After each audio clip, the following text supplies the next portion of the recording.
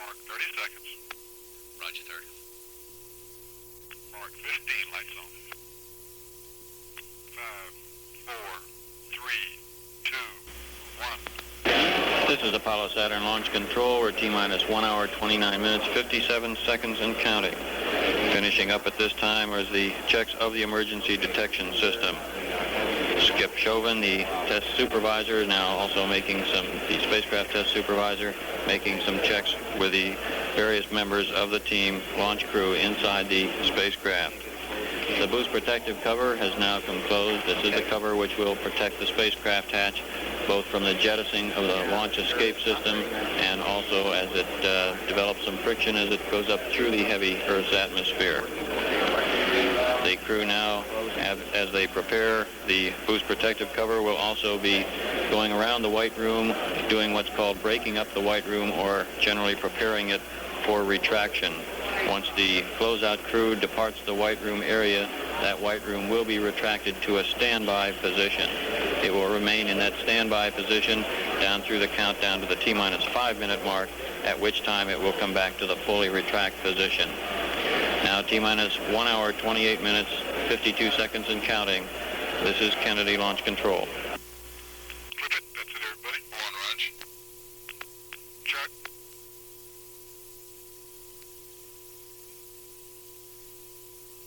Chuck on cue. Go ahead. Could you get that mic a little closer to you? Yeah, sorry, I'll do it. We're getting a lot of background noise. Okay. Hogshead on cue. Corridor cue, Chuck. Look and see if you kicked your mic out. It looks like you may have kicked his mic line out. Took it out. I had to go talk to somebody, Con. Oh, okay then. Let us know the next time you do that. Okay, will do. Thank you. Mark, 2 minutes to Apollo control announcement. Building 1, Raj. Roger, 30.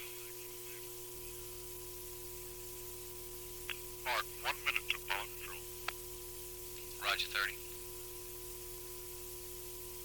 1, Raj. Keep Raj. 30 seconds. Mark, 15, lights on. 5, 4, 3, 2, 1. This is Apollo Saturn Launch Control, T-minus 1 hour, 19 minutes, 58 seconds and counting. At this time, the closeout crew has reported from the white room that they are in the last stages of clearing out the white room and making it ready for its retract position. Also going on at this time are some computer checks with the launch vehicle. These computer checks will be run continuously throughout the final portion of the countdown to ensure that the ground computers are communicating properly with the computers aboard the space vehicle. The launch crew had been having some problems with a vent valve in the first stage of the liquid oxygen tank. As mentioned earlier, the liquid oxygen, as it does boil off, is vented to the atmosphere. One of these vent valves appeared to be sticking. That problem now does appear to be solved as it has been brought closed. Now T-minus 1 hour, 19 minutes, 8 seconds and counting. This is Kennedy Launch Control. Larry, is that you? Roger. Okay. Mark this one down tight. Time frame 12:15 through 12:23 Central Standard Time. Punch up on switchable the MOCR color camera. Okay. Okay. Now you'll get a call from Marley asking you for it. Okay. Okay. And at 12:23 and a half, go to whatever is the best shot to show the newsroom.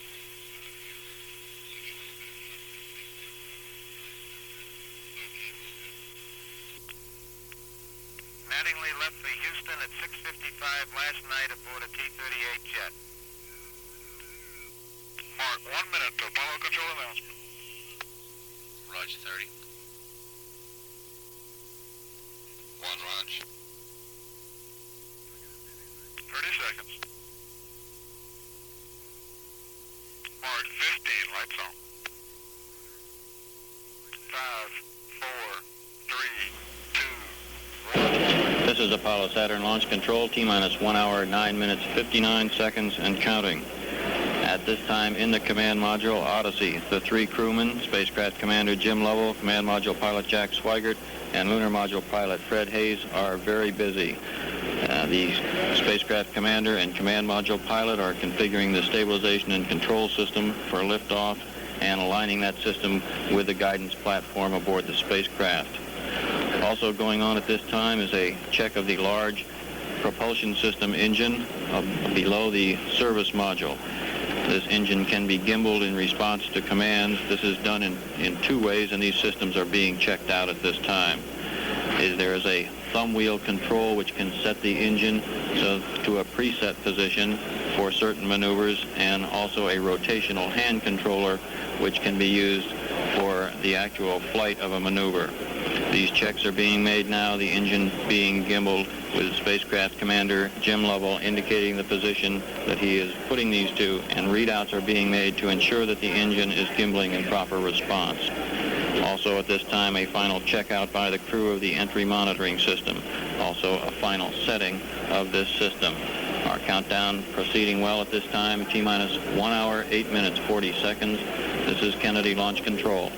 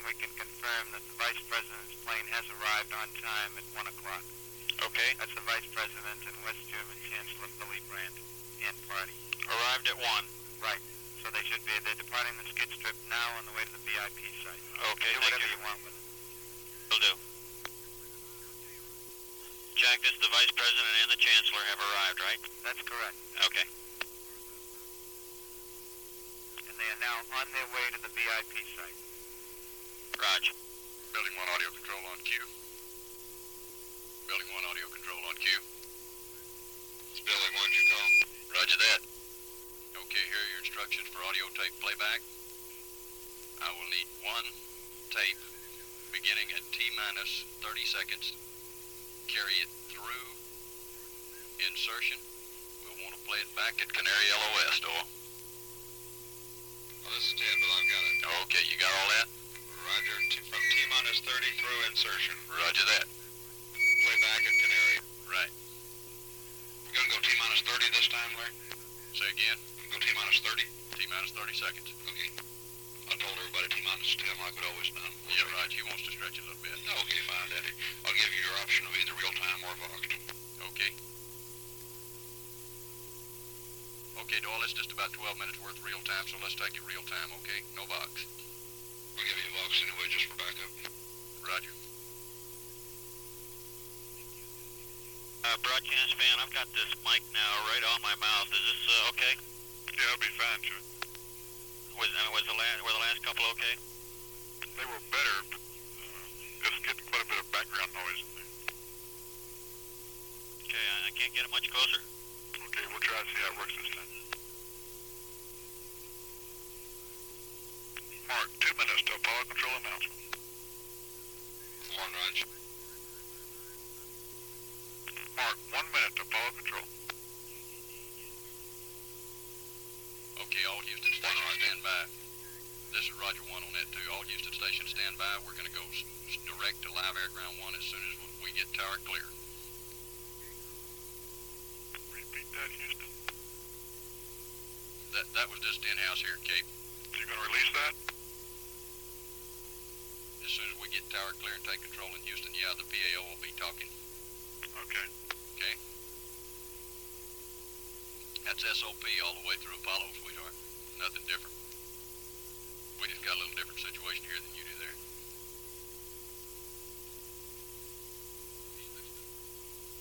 Mark, 15. Roger, Houston. 5, 4, 3, 2, 1. This is Apollo Saturn Launch Control. We're just passing the 1 hour mark in our countdown. Now in the final hour of the countdown toward the launch of Apollo 13. The closeout crew has now left the White Room area and will be standing by for the retraction to the 12-degree position of swing arm number 9. We've received word from the distinguished guest site that the stands over there are near capacity with some 4,500 guests in the area.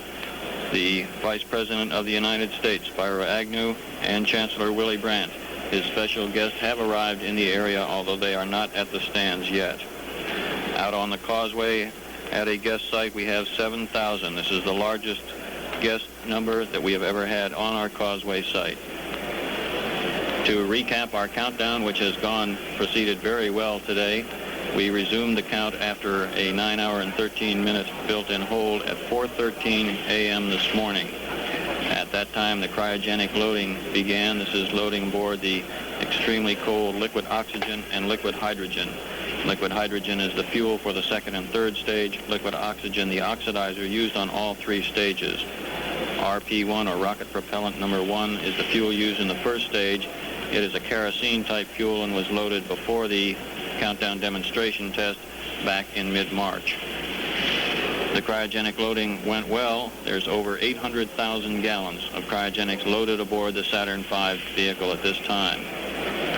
We entered a 1-hour built-in hold. This is a planned hold at the T-minus 3-hour and 30-minute mark. The crew was alerted this morning, shortly before 9 a.m., by Colonel Tom Stafford, Chief of the Astronaut Office. They then proceeded for a short or brief medical examination by Dr. John Teagan and Dr. Alan Harder. They were pronounced in good shape and ready for their flight. They then had the traditional breakfast of steak and eggs, tenderloin steak, eggs, orange juice, coffee, jelly, and toast. After a brief mission briefing, they donned their spacesuits and took the 8-mile trip in the transfer van to the pad area. They have now been in the spacecraft going through a variety of tests and checks, going over all their switch lists and so on. Our weather at this time is better than had been predicted earlier. We're still looking for some clouds to move into the area, and we'll be expecting a temperature of approximately 80 degrees at our launch time. We continue counting down toward a launch time of 2:13 p.m. Eastern Standard Time. Now at T-minus 57 minutes, 15 seconds and counting, this is Kennedy Launch Control.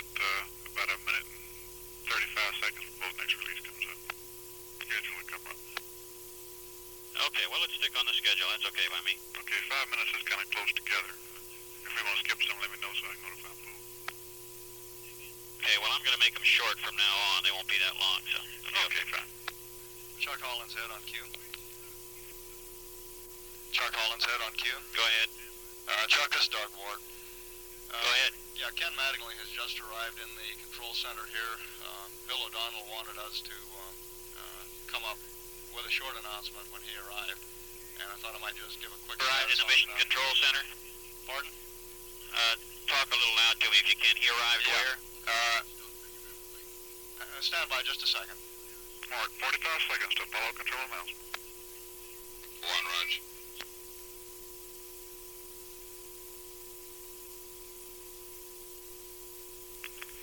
Chuck, this is Jack on cue. I know you're coming up fast. Maybe you can switch to Houston, and when you complete your statement, let them pick up. Okay, will do. I'll make just a short statement and switch to Houston for status from there. Chuck? Go ahead. You going to switch to Houston after yours? Roger. Stand by, building 1. We're going to switch over. Mark, 15 seconds. Okay. Houston, how about you giving a status on Mattingly? 5, 4, 3, 2, 1. This is Apollo Saturn Launch Control, T-minus 55 minutes and counting. T-minus 55 minutes and counting, and the countdown continues to go well here at the Kennedy Space Center. The closeout crew has now left the White Room. We're standing by for the retraction of the swing arm. Swing arm number 9, that's actually scheduled to come at the 43-minute mark in the countdown. However, the closeout crew did leave somewhat early, so that event could come a little bit early than scheduled. Now we'll go to the Manned Spacecraft Center in Houston, Texas for a status. This is Mission Control, Houston. At the present time, the flight controllers here in Mission Control are monitoring the countdown and the status of the crew, the launch vehicle, and the spacecraft. The worldwide manned spaceflight network is up and ready to support the launch. We do have a problem with the Vanguard tracking ships downrange in the mid-Atlantic. A tracking data processor, we understand, is down on the Vanguard, and we will not get high-speed radar tracking unless this problem is cleared up. The Vanguard is a desirable element of the tracking network, but is not essential, and we're going to continue the launch with that problem. Just a few minutes ago, Ken Mattingly, who until a few days ago was the prime command module pilot for Apollo 13, arrived in Mission Control. Ken will be assisting at the Capcom console, and he's joined astronaut John Young and astronaut Joe Kerwin on the Capcom console.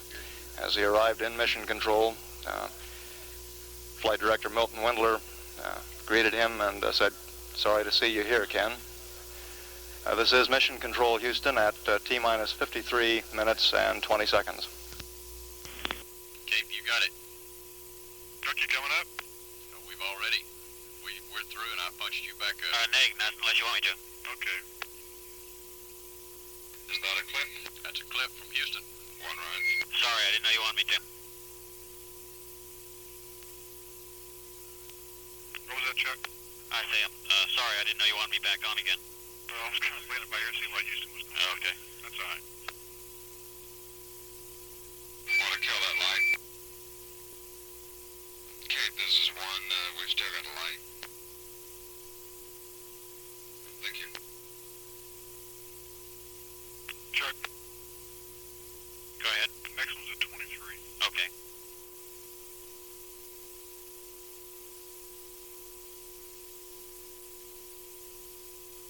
Mark, 2 minutes to Apollo control announcement. One, Roger. Roger 30. Building 30. Go ahead. That announcement from you was very weak and noisy. Okay, stand by. How was it to you, Building 1?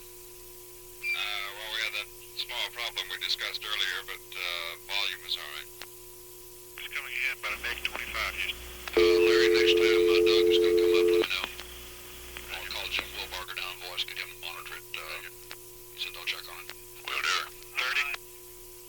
30. Go ahead. We also got dial tone on it.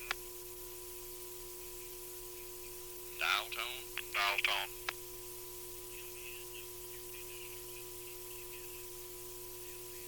Mark, 1 minute to Apollo control. Roger 30. Mark, 30 seconds.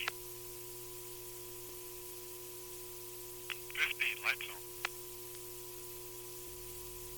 5, 4, 3, 2, 1. This is Apollo Saturn Launch Control, T-minus 49 minutes, 58 seconds, and counting. At this time, we're making some preparations for range safety command system checks. These checks are of the system aboard the launch vehicle, which could be used by the range safety officer to destroy the vehicle should it stray off its intended course. These destruct actions, of course, would not be taken until the astronaut crew had been advised and were safely away from the vehicle. We're also standing by to wait for swing arm 9 to retract. That should be happening within the next 5 or 10 minutes. The countdown continuing to move along nicely in the last hour now, T-minus 49 minutes, 20 seconds, and counting. This is Kennedy Launch Control. That's it, everybody. Flip it. Next announcement is 28 minutes past the hour. Chuck Hollings in. Go ahead. This is Hollings in. Go ahead. Building 30.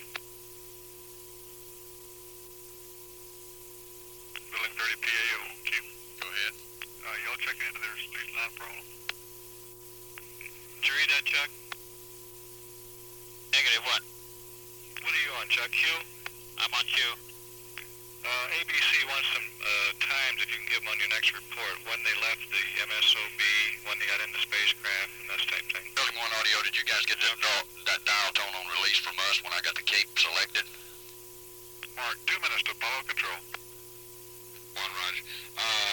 Larry, I got a dial tone briefly, but it was after the transmission. Yeah, Roger. I've got the cape selected, and I can't understand how it will be coming from me to you on PAO release. Weird. Chuck, did you read that? No. Chuck Hollingshead, you read me now? Yes. Bergman wants you to give some times on your next announcement, when they left MSOB, when they got in the spacecraft, and those types of times if you have. Roger. Well, Chuck, if you have difficulty doing that, we can do that from here. I don't need to put on a whole thing for Jules Bergman unless you feel that it's suitable at this point in the count. Mark, 1 minute to Apollo control. Mark, 30 seconds. 15, lights on. 5, 4, 3, 2, 1. This is Apollo Saturn Launch Control, T-minus 45 minutes and counting. T-minus 45 minutes and counting. Preps are now underway for moving the swing arm back to the 12-degree or park position. Launch site recovery forces have called in at this point and have indicated they're on station and ready to support the launch of Apollo 13. The prime crew inside the spacecraft at this time left the manned spacecraft operations building at Kennedy Space Center at 11:07 a.m. Eastern Standard Time this morning on their way out to the pad. They took the 8-mile trip in the transfer van, went up to the White Room level where Spacecraft Commander Jim Lovell was the first one to board the spacecraft at 11:32 a.m. He was followed by the lunar module pilot who moved in. Fred Hayes moved into the right-hand seat at 11:32. The command module pilot stood by in the elevator with a suit technician, was the last one to come aboard. He came aboard at 11:44 a.m. Eastern Standard Time. We're now standing by for retraction of the White Room that should occur in approximately 47 seconds. When it comes back, it will come back to a 12-degree or standby position. From this position, it can be quickly brought back to the command module if there is a need for the crew to egress or if we need to get a team into the crew. At the T-minus 5-minute mark in the countdown, the swing arm number 9 will come back to the fully retract position, and it will then stay in the fully retract position throughout the launch. Once the White Room has been moved back to the 12-degree position, the launch escape tower above the command module will be armed. Now standing by for the movement of the swing arm 9 some 5 seconds from this time. T-minus 43 minutes and counting, and swing arm 9 should be coming back. Swing arm 9 moving back now to the 12-degree position. It's about some 10 feet now from the spacecraft. We now have word that the Vice President, Spiro Agnew, and the Chancellor of West Germany, Willy Brandt, have arrived at the distinguished guest site. Now T-minus 42 minutes, 31 seconds, and counting. This is Kennedy Launch Control.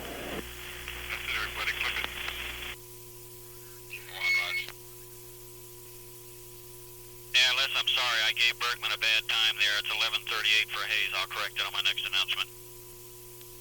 Chuck, I got a little data for you when you can listen for a minute or something. Go ahead.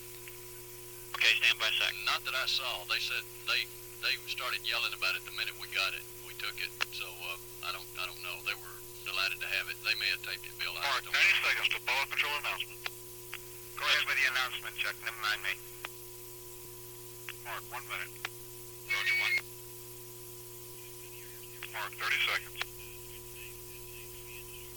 Mark, 15, lights on. 5, 4, 3, 2, 1. This is Apollo Saturn Launch Control, T-minus 39 minutes, 57 seconds, and counting. At this time, the command destruct system tests are now underway with the launch vehicle team. The launch escape system above the command module has now been armed, and that escape system now would be capable of lifting the command module free of the launch vehicle should a problem arise. A correction to the last announcement, the lunar module pilot Fred Hayes entered the spacecraft at 11:38 a.m. Eastern Standard Time this morning. Our countdown proceeding at this time, T-minus 39 minutes, 24 seconds and counting. This is Kennedy Launch Control. Building 1, everybody, clip it. Roger, 30. This is 1, go ahead, Larry. Okay, almost missed that one. I'm going to switch you over. Cut me off. This is just a line check, okay? Send me to the Cape, and that's all. Roger, go ahead. Okay. Okay, Jack, give me what you want. Okay, Cape, stand by for a line check, please, from Houston. Anytime you're ready. Yep. On release. Now. This is a test on PAO release, test 1, 2, 3, 4, 5, 5, 4, 3, 2, 1, test out. Jack, go ahead and give me what you want, please. Back to the Cape, how you read 1? I read fine. How about you, Cape? Very weak. Me. Okay. He sounds real good here. He's changed headsets. And that should make some difference. You still got the hum, building 1? It's still there, but it's even less than it was earlier. Roger. Building 30? Go ahead, Cape. You gonna turn this problem in? You want us to? I'll tell you what, I'll have building 1 hop on it from that end because it's good here between us two. I don't want to stir my comm people up anymore than I have to. Now, if you're just getting a lot of background noise, the room is extremely noisy right now. Getting a very weak signal. Oh, okay, fine. Building 1, we coming in good to you, right? Roger that. Okay, hop on telco with it, would you? Roger. Thank you. Mark, 2 minutes to Apollo control announcement. Roger, 30. 1, Roger. Mark, 1 minute to Apollo control announcement. Roger, 30. Mark, 30 seconds. 15, lights on. 5, 4, 3, 2, 1. This is Apollo Saturn Launch Control, T-minus 34 minutes, 58 seconds and counting. At this time, the range safety command checks have just been completed.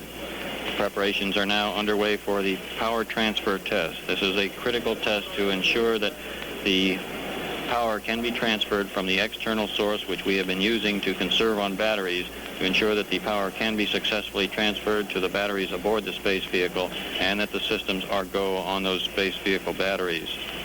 Now T-minus 34 minutes, 30 seconds and counting. This is Kennedy Launch Control. That's it, everybody. Clip it. Roger, 30. 1, Roger. Sounded good, Chuck. Good. What did you want? You got some good stuff for me, Jack? Yeah, well, don't worry about it. You can fit it in. The sheriff, the Brevard County Sheriff, states that they are very much surprised by the large crowds they have here for the launch. Now, he's got some numbers specific in the Titusville area. It looks like right up there on Route 1, they estimate some 100,000 people, 25,000 cars along Route 1 in the Titusville area. How many cars? 25,000. Don't worry about this, Chuck, if you got other things to do. It's fine. The Indian River and the Banana Rivers are filled with boats, according to the sheriff's report. The crowd is the overall crowds are probably half the size of Apollo 11, but still much more than anticipated for this launch. Okay. There are more than 500 private planes parked at Titusville Cocoa Airport. Do whatever you want with it, don't worry about it. Mark, 2 minutes to Apollo launch control. Chuck, don't use the Apollo 11 comparison if you use it. Raj, won't do it. Mark, 1 minute to Apollo control.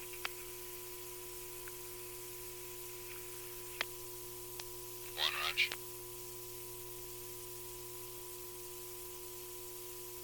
30 seconds.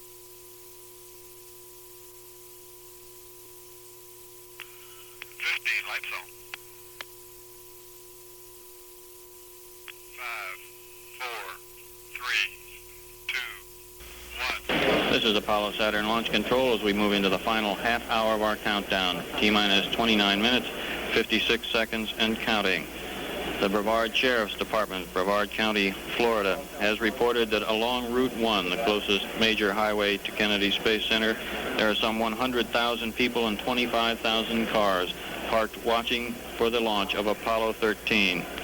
Along the Indian and Banana Rivers, it's reported that both rivers are literally filled with boats and spectators standing by to watch the launch. A private airport in Brevard County also reports some 500 private planes have landed and are parked at the airport. Our countdown continuing now.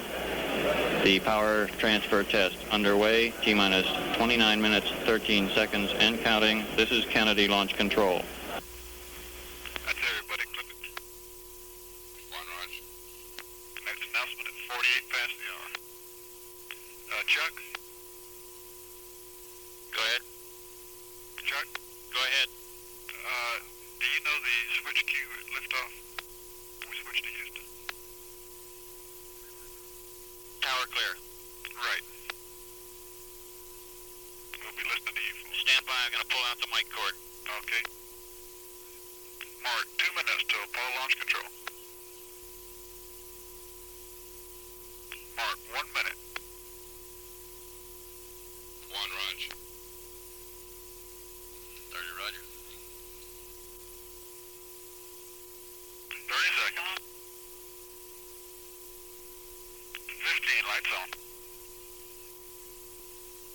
5, 4, 3, 2, 1. This is Apollo Saturn Launch Control. We're at T-minus 25 minutes and counting. T-minus 25 minutes and counting, and that critical launch vehicle power transfer test has been successfully completed.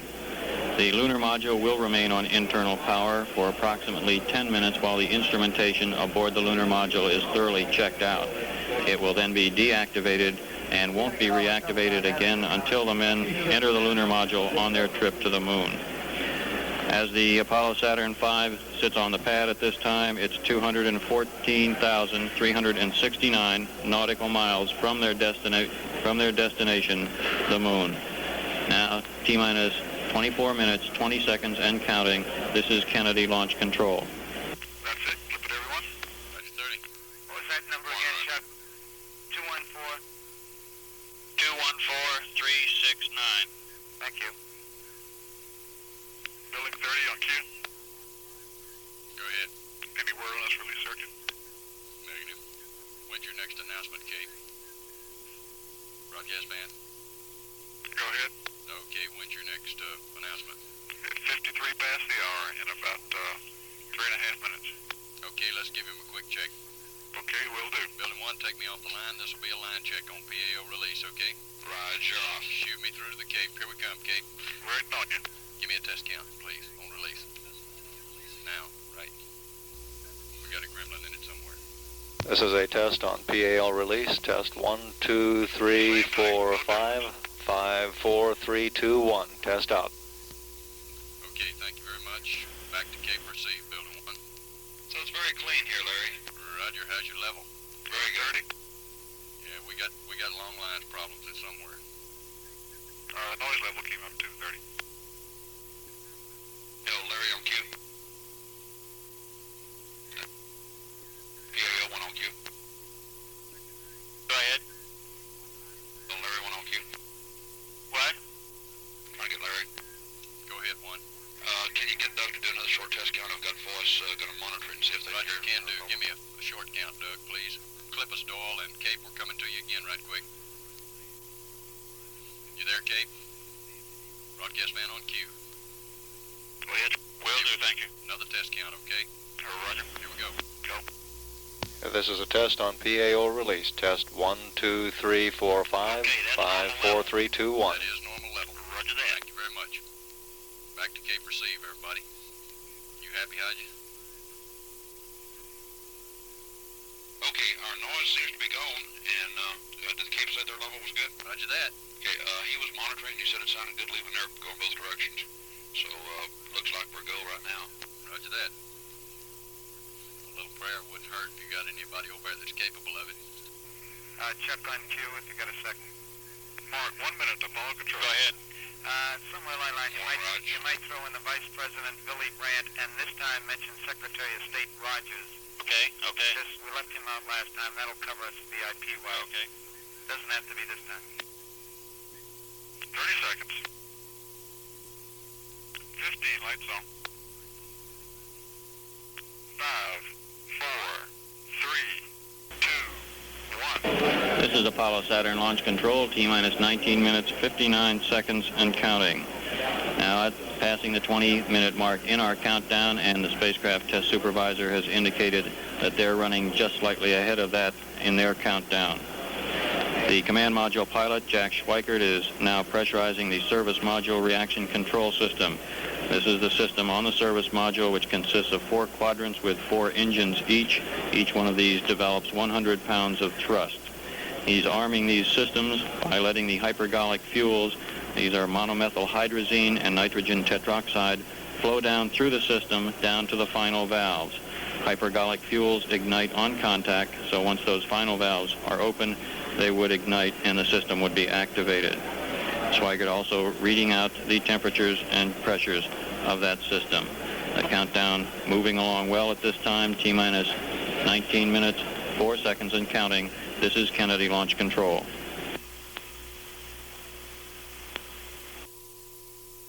Limit, that's it. 1 Roger. Roger 30. 1 minute and 45 seconds. 1 minute to Saturn control. 1 Roger. 15 seconds. 5, 4, 3, 2, 1. This is Apollo Saturn Launch Control, passing the 15-minute mark, T-minus 14 minutes, 57 seconds, and counting. Chilldown of the second stage, or S2 stage, start tanks is in process. This is necessary to prepare those start tanks for the flow of the liquid hydrogen and liquid oxygen. The S2 or second stage will ignite at some 2 minutes, 46 seconds into the mission if all goes as planned. The crew has been relatively quiet, answering the spacecraft test conductor, Skip Chauvin, in a terse, business-like manner as he questions them on certain switches and checks.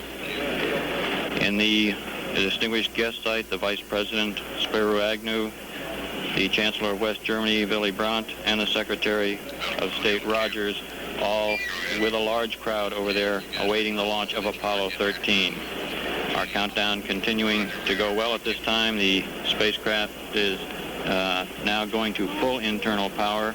Up to this point, it's been sharing its power load with the fuel cells aboard the spacecraft with an external power source. Also being carried out at this time is a Astrocom launch circuit check. This is the circuit that's used by the astronauts, the spacecraft test conductor and launch operations manager, and the Capcom Stoney, or Paul Weitz, here during the launch phase of the mission. Now T-minus 13 minutes, 33 seconds, and counting. This is Kennedy Launch Control.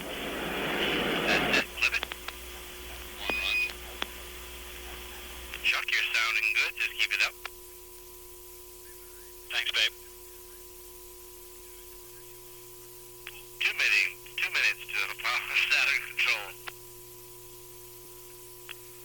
Chuck, I get in something about just a final look at weather. It looks fine out here, but just in relation to mission rules, no weather problems, something like that. Roger, will do.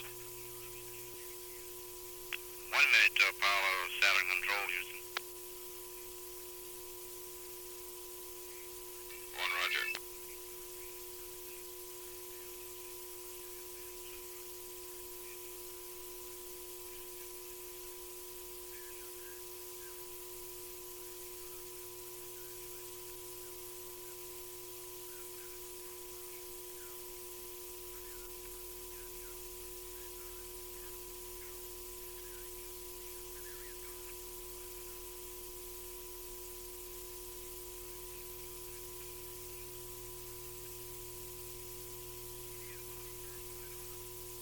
PAO 10Q. Go ahead. 15 seconds to Hollingshead. Roger 1. Go ahead, Noah. We got good levels on all com check. Roger. 5, 4, 3, 2, 1. This is Apollo Saturn Launch Control, T-minus 9 minutes 58 seconds and counting. The third stage start tanks are now beginning their chill down. The third stage scheduled to ignite at 9 minutes 22 seconds into the mission. Also going on at this time is one of the computer checks which are carried out throughout the final portion of the launch. This particular one is a checkout of the launch vehicle digital computer to ensure that it's ready for launch. A final check of the weather indicates that earlier worries about the weather have come to naught. Weather looks good and is satisfactory, presents no constraint to our launch. Now T-minus 9 minutes 25 seconds and counting. This is Kennedy Launch Control.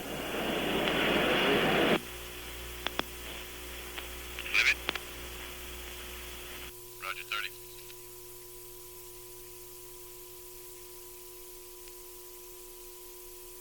Roger, will do.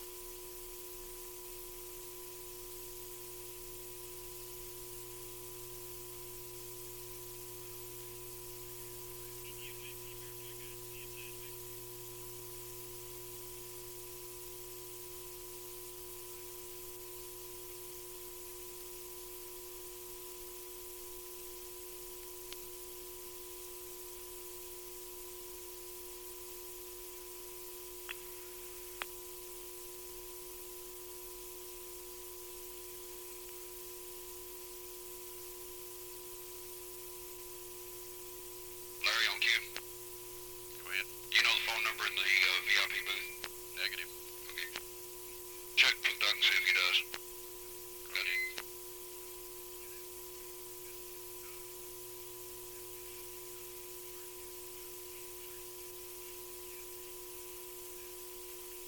Larry, that's in the press booth. The press booth.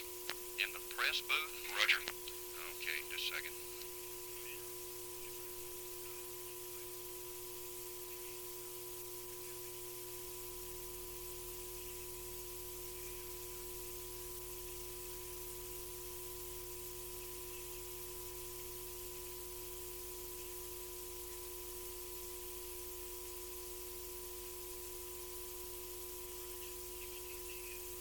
Okay, Larry, never mind on that. I'll refer him to Howard. Okay. 2 minutes to Mr. Hollingshead. Roger, Cricket.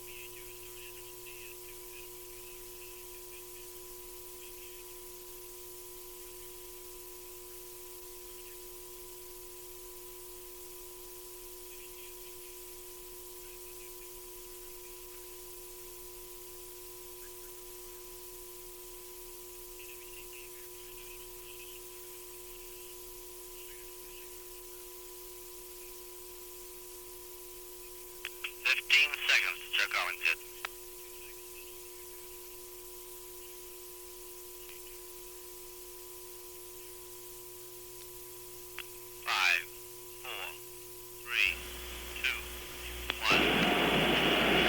This is Apollo Saturn Launch Control, T-minus 5 minutes, 27 seconds and counting.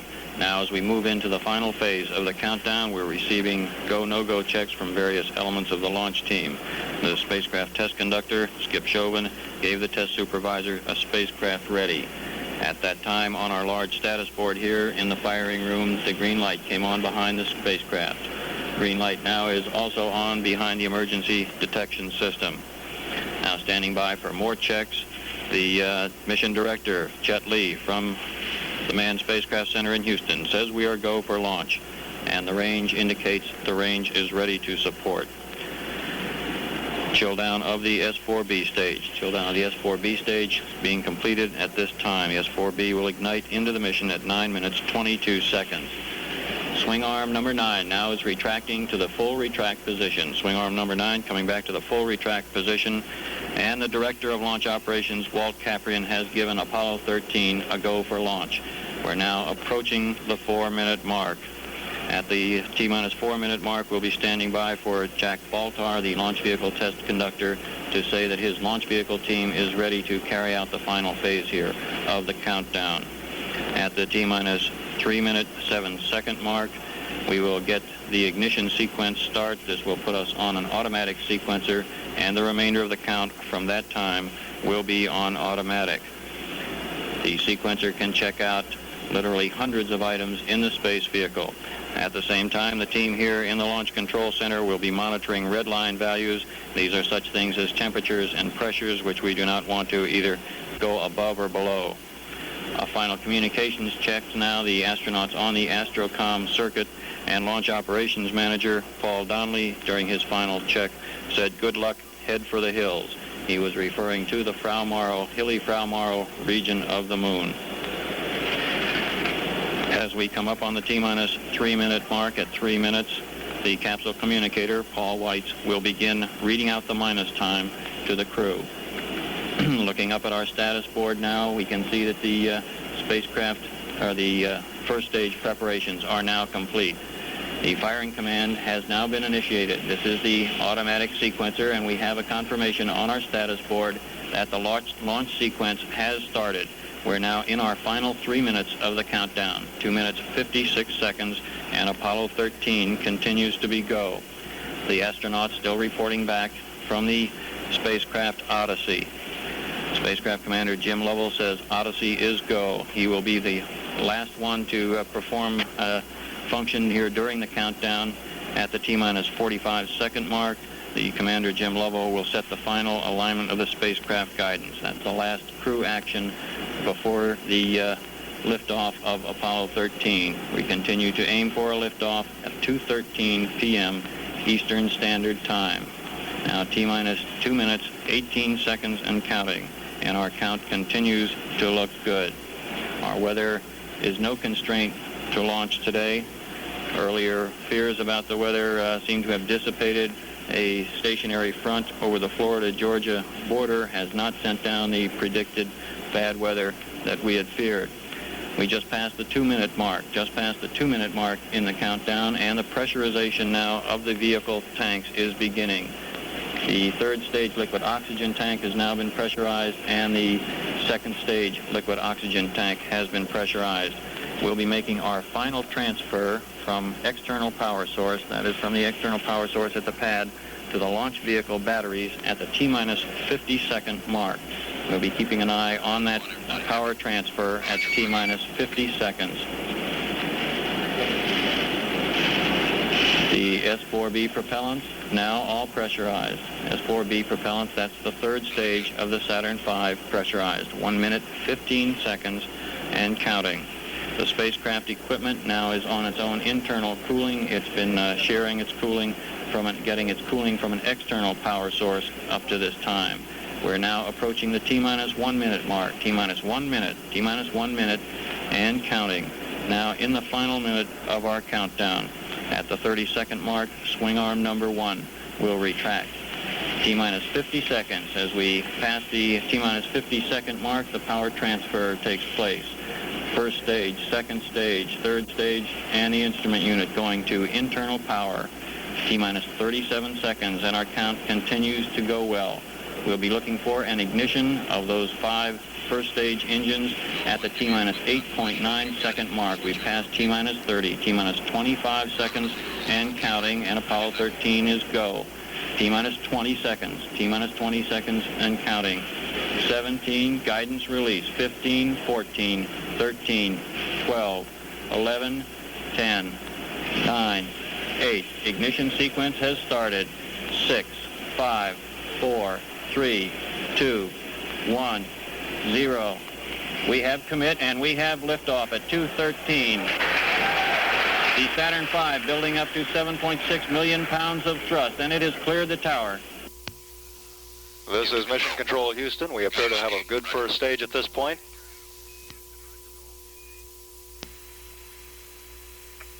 Very good, Chuck. Very good. Thank you, babe. Flight Dynamics Officer says the trajectory looks good. We show a 1/2 mile in altitude at this time. 13 Houston, go at 30 seconds. Got your go, so Keeler. Okay, good. Roll complete and we're pitching. Roger that. Stand by for mode 1 Bravo. Mark 1 Bravo. 1 Bravo. Command. Altitude 1.2 miles, velocity 1,500 feet per second. That's a hell of a lot cleaner than Doug is. As you level, Cape.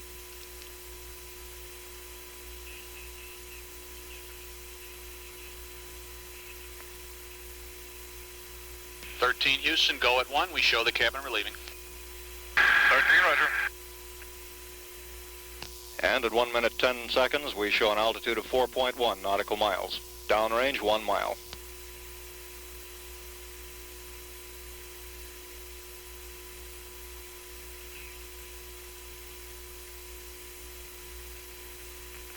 All sources continue to report we're go. The trajectory on our plot boards is right on the pre-planned line.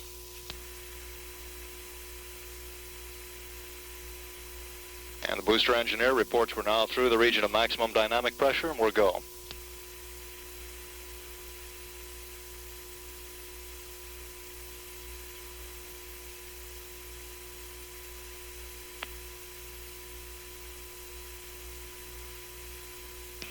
Houston, stand by for mode 1 Charlie.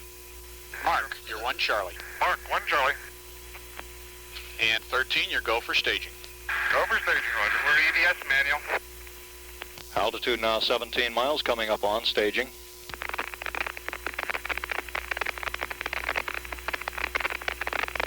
Inboard. Jim Lovell reports the inboard engine has shut down as scheduled. Jack, can we confirm inboard out 13? You're looking good. Roger.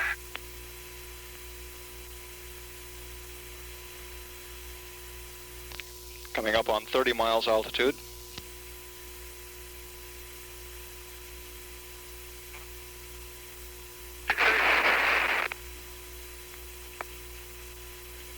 No ignition. Roger.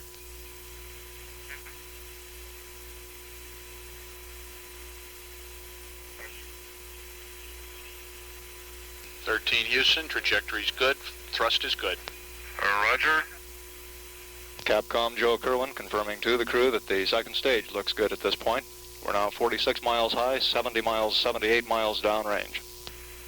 Skirt. Tower jet. Come up, please. We confirm skirt SEP, roger. Tower jet, mode 2, Jim, looking good. Mode 2. King on everything. What are you trying to reach me on? Broadcast. Co-ord or what? Broadcast van.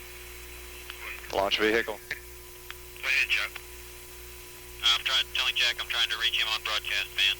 No. And Lovell reports that the guidance system is correcting the small errors. 13 Houston, guidance is good and the CMC is go. Okay, thank you. 13, roger.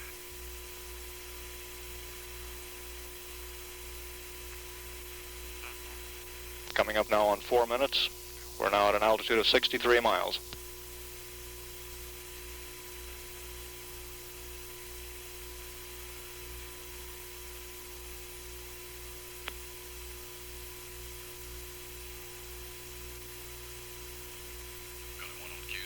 At 4 minutes 15 seconds, the trajectory. You're go at 4 minutes, so little red lines are right on the little white lines down here. 2 minutes and 7 seconds. Sounds good. Clock stayed in about 5 minutes on the dot of real time, or 4 minutes and some odd. Yeah, we may want to change that considering that.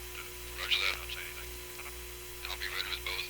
Roger. Velocity up now to 11,000 feet per second. That's about 36% of the amount needed for a minimum orbit. We're now 75 miles in altitude.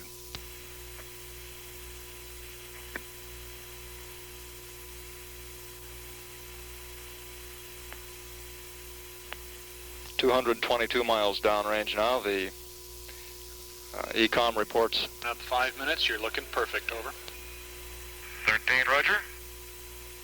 And our Ecom reports that the cabin pressure is sealed at 6.1 pounds, which is normal. We're now 250 miles downrange, altitude 81 nautical miles.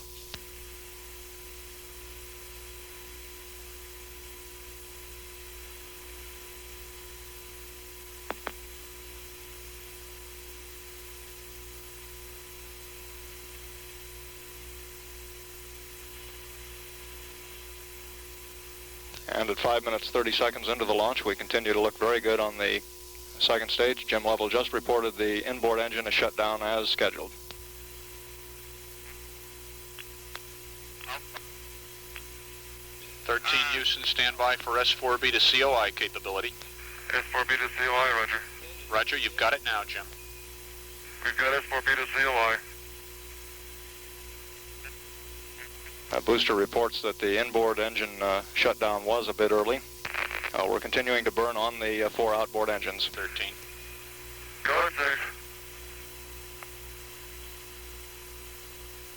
And Houston, what's the story on engine 5?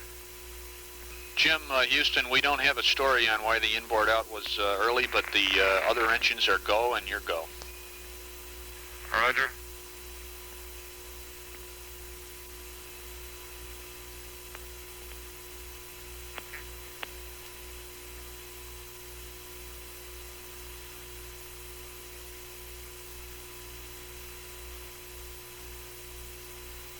At 6 minutes 40 seconds. Still looking good. Your gimbals are good. Trim is good. Roger.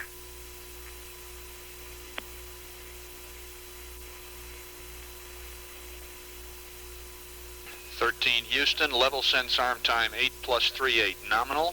S2 cutoff time 9er plus 4.8. Over. Roger, nominal on the level sense arm 9er 4.8 on the S2 cutoff. That's affirmative, and stand by for S4B to orbit. Mark, you have S4B to orbit, Jim. Roger, we have S4B to orbit.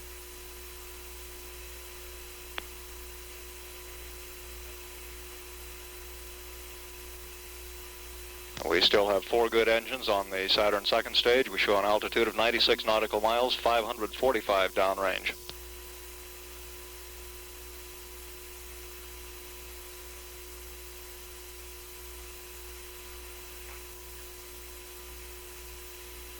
And at 7 minutes 45 seconds, booster reports we are go. All 4 engines remaining looking good.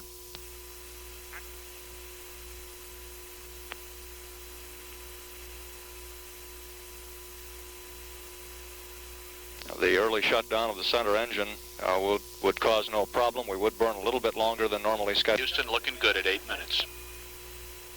13, roger.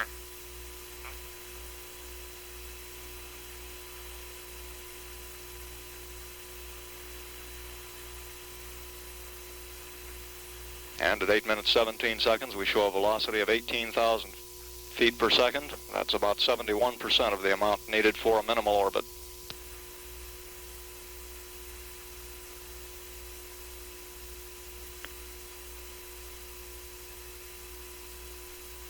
At 8 minutes 35 seconds, continuing to burn on the second stage. All 4 remaining engines looking good at this point. Apollo 13 Houston, mark level sense arm. Mark level sense arm, roger.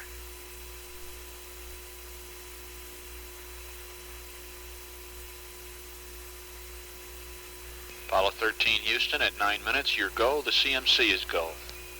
Okay, Joe. 13, roger.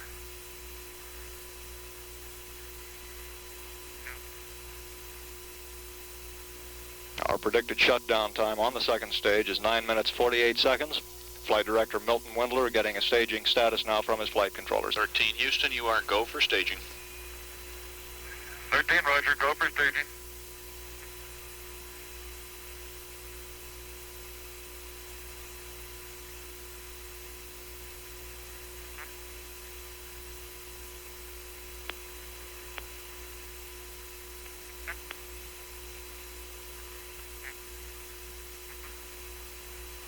Apollo 13 Houston, stand by for mode 4 capability. Mark, you have mode 4, Jim. Mode 4, roger.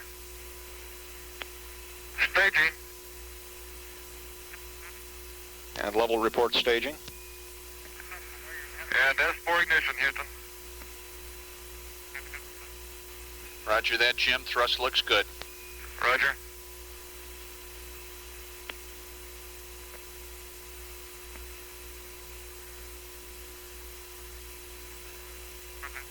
Houston, you're looking good. Trajectory, guidance, CMC are all go.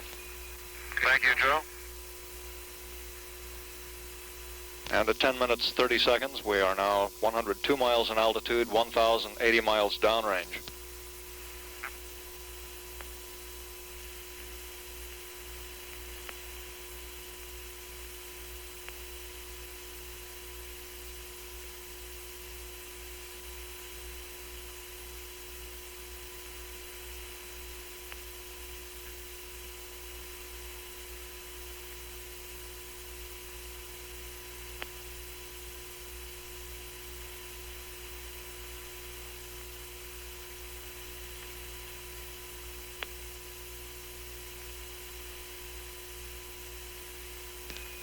Houston at 11 minutes, your go. Predicted cutoff on the S-4B is 12 plus 3-4, over.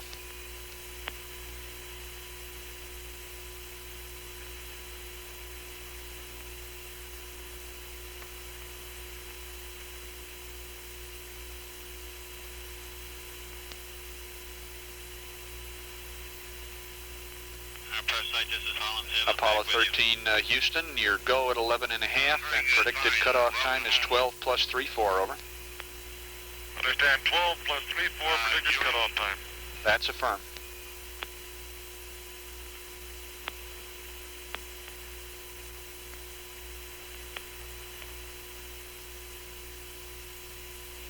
Coming up on 12 minutes, still looking good. Chuck's back on the line now.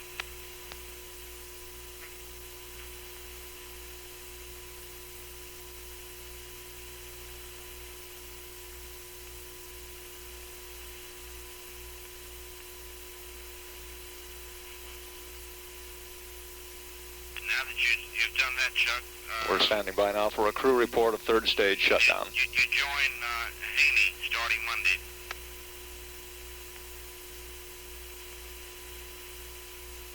Seco. Copy Seco, Jim. We're looking at the Disky. Roger. Tell Chuck I'm forward. Go ahead. It's Hodges in Houston, Building 1. We think you sounded great. Thank you. And the flight dynamics officer says at first glance we look good on the orbit. Apollo 13, Houston, you have a go orbit, all sources, and the booster is safe, over. Go orbit and the booster is safe. Thank you, Joe. Don't mention it. Larry, when are we going to cut out LOS? 13, Houston, we copy your noun 44. Chuck, Okay, you're Joe. lovely.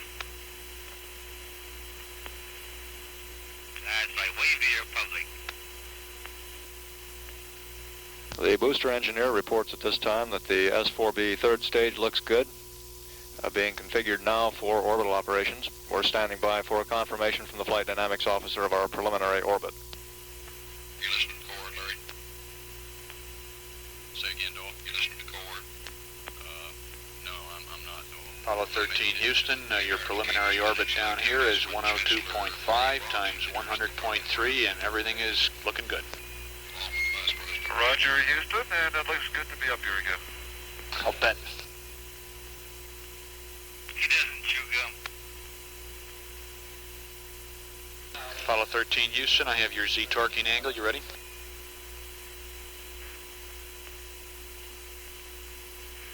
Judge, read the copy, Joe. Okay, it's plus decimal 26, over.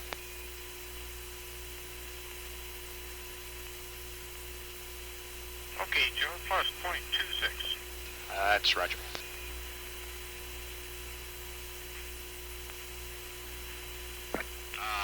Chuck? Yeah, I was watching you try to find all your parts there and get them together. Okay, TV, hit it. You can do the vice president when he comes in, blow a little description when they hand him that microphone shop because he's going out everywhere. The vice president and party is leaving the bleachers right now. Yes, sir. One audio on cue. Go. I'll need a fast re-rack. This is Mission Control at 17 minutes. We've had loss of signal with the spacecraft. We'll be reacquiring shortly through the Canary Island tracking station. The total burn duration on the third stage was about 45 seconds longer than planned. We would not expect at this point that this would have any serious effect on the trans-lunar injection. The fact that we did consume a bit more propellant out of the third stage than was originally planned. We're standing by now for acquisition of signal through the Canary Island station. We should be reacquiring radio contact with the spacecraft shortly.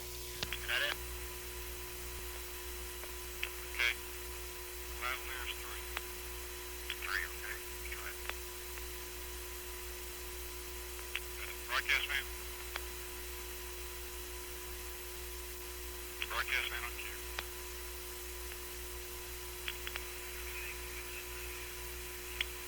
Broadcast man on cue.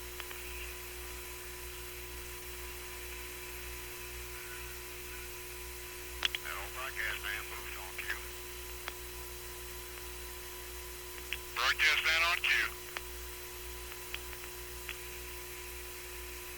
Hello, broadcast man. Okay, Hodge. Go. Okay, hold your tape. Want to use re-rack now? No. After Canaries. Okay. Just hold it. We don't think we're going to play it back because of this carrying on going on. Charlie, give a count on cue. Okay. Charlie, can you talk to Gooch on cue? Yeah, Don? Broadcast man on cue. Broadcast man on cue. Hang on, Charlie. Larry on cue. Go ahead. I'm going to do is yank them down off the console so I'll have them on the recorders available. I'll put the Fox taped up on the spare machine for playback if you need it. Okay, thank you, Noel. I don't think he hears me either, Charlie.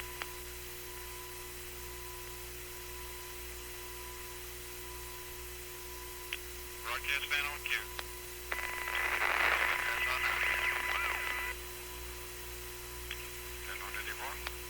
Roger, are you 5 by, how many? Wow. Roger, that's right, that's normal. Yeah, I understand.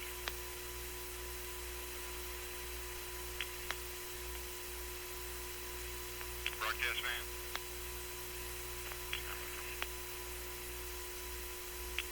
Broadcast man.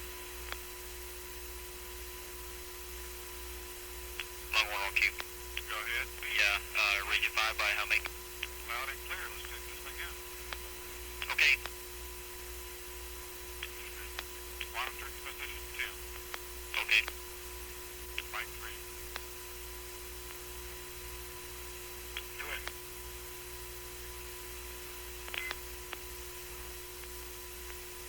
What did that? You did. I didn't turn anything up. This is Apollo Control. We're still standing by for any conversation with the spacecraft over Canary Islands. The booster systems engineer reports that at this point he has no explanation for the early shutdown of the S2 Saturn second stage center engine. Copy that, Don. Go ahead, Houston. Okay, a couple minutes to LOS, Jim. Everything is looking real good. Go ahead. Your AOS time at Carnarvon will be 52:36. And we don't have too much of a handle on why the inboard cut off early, except that it apparently was an engine problem and not a switch select function. But we're certain that you'll be able to make TLI based on what we're looking at now. Roger, nothing like an interesting launch. That's right. Good job, Don.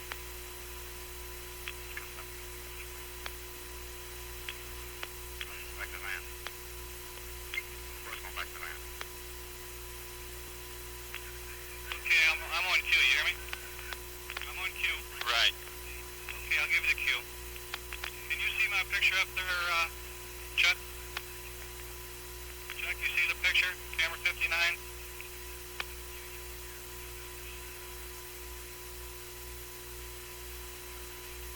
Have we had an audio check? I haven't heard anything. Apollo 13 Houston, Canary LOS in 30 seconds. Request command reset, please. Roger, command reset, come up. Thank you. I haven't heard any audio check yet.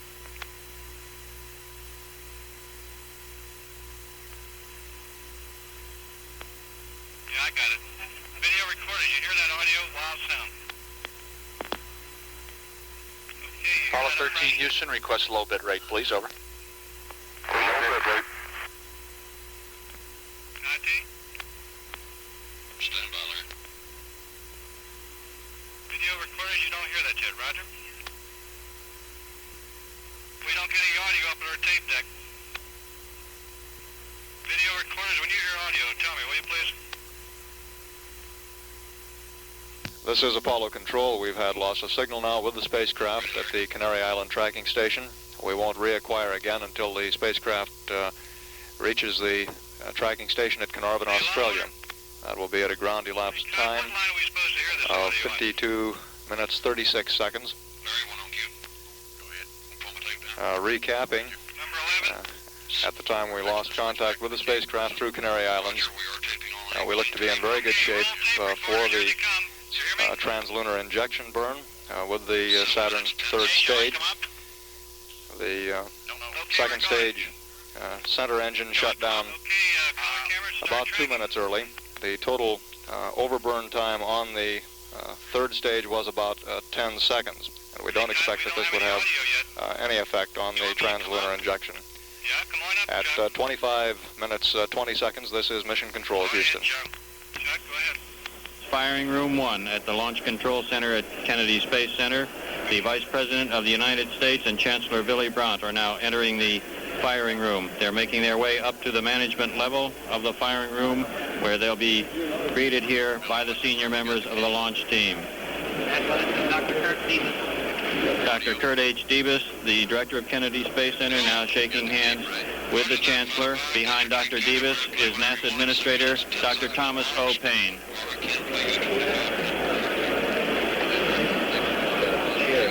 Dr. Thomas O. Payne now taking a microphone, and he is going to hand that, it looks like, to the Vice President.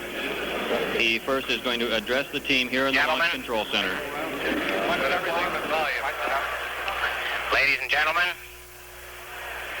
kept it on. Hey, tell him it's live. Ladies and gentlemen, can you hear me back there all right? No.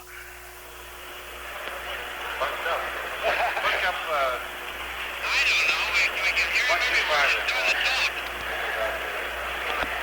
Test it. Just lost him, Larry. Just lost him. Just lost him, Larry. We can hear every word he said. Just tell him to talk. Well, who the hell killed the console over there? Well, Larry, we lost him. I know. Oh, Roger. Okay. I've got him. I've got him punched up. Don't come.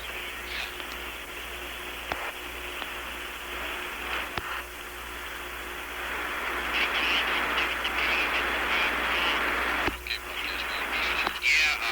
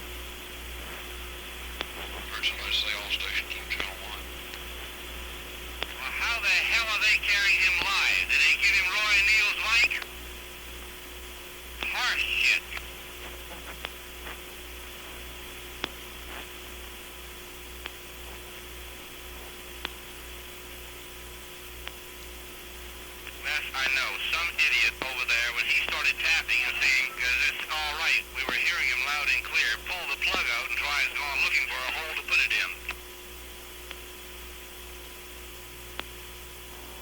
NBC's dropped him and CBS didn't have any audios. Okay, Building 1, let's don't worry about things we can't help. Roger that. Let's start thinking television pads here. Roger. Are they going to do it? Chuck Hollingshead on board. Go ahead. Chuck, can you get your mic over there? I can't, Con. I couldn't possibly squeeze through there. Get your mic over there to those people. He's talking to no one. He's talking to the firing room. He may be talking to the firing room, but he's got 100 million people around the world looking at him, and he's looking like an idiot. No comment. The networks are cutting him off. CBS has still got video, no audio. I know.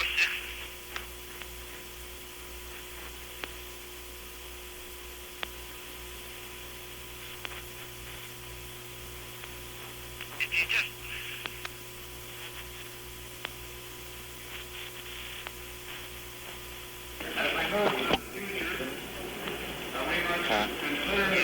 I'm going to handle My mic with the button mashed live.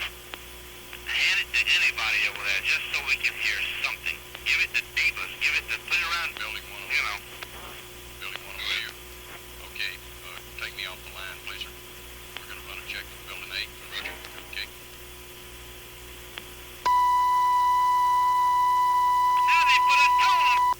You get him? Roger. Ready to go back? Go back. I still don't get nothing from them. Negative, sure don't. CBS got away now. How's that, Todd? And the culmination of the efforts of man to improve his destiny is probably greater in this program than anything that we've ever turned our national attention to. And I can assure you that we appreciate that very much. Again, it's a pleasure to be with you, and congratulations again on an outstanding accomplishment.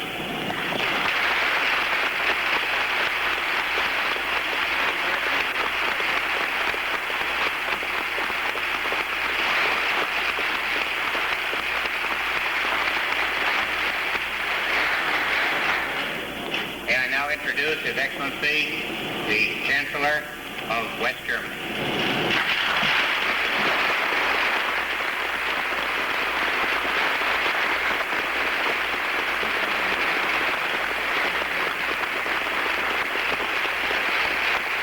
Thank you very much.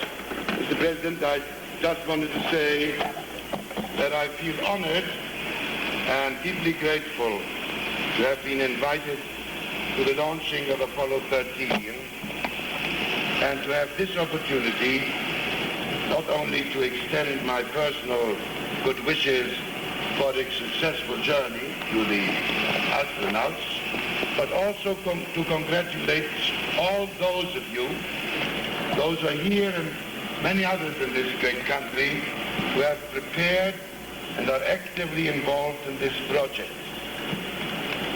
This is already the 5th time that men are about to leave, or have left, as a matter of fact, for the moon. But it is for that no less daring an undertaking and no less exciting to anyone who had the privilege of watching it. In Germany, and I'm sure in all of Europe, people will follow this trip with the same keen interest and the same emotions as everybody in the United States.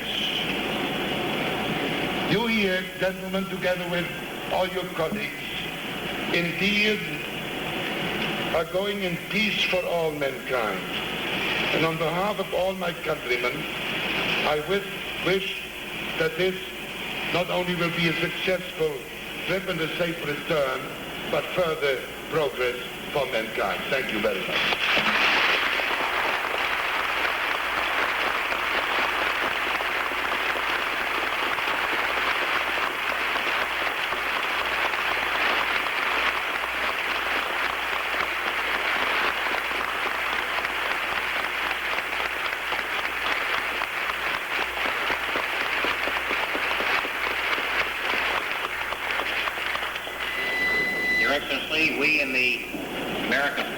program very much appreciates your kind words.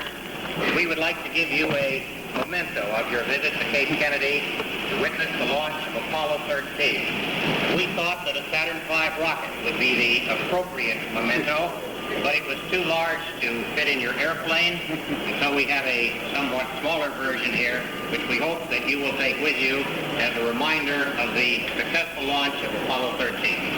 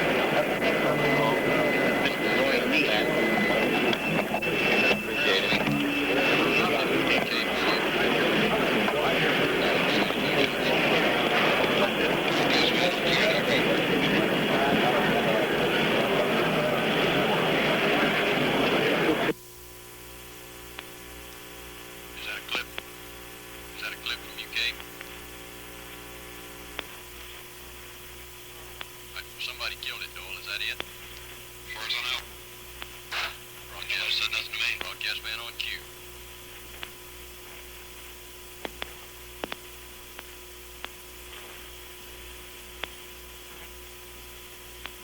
Broadcast man on cue.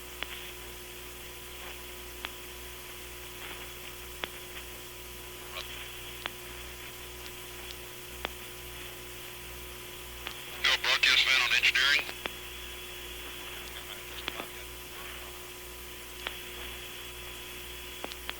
Broadcast man on cue, do you read?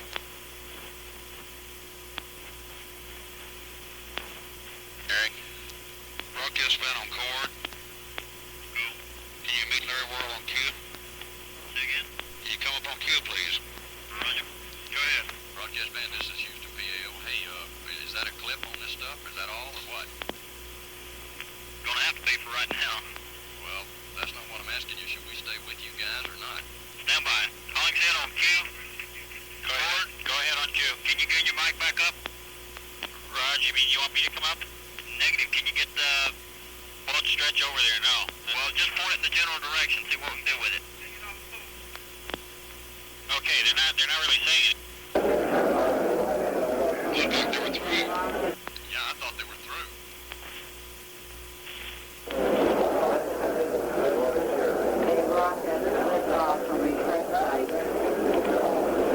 Hey, no, we just tried. They can't really hear.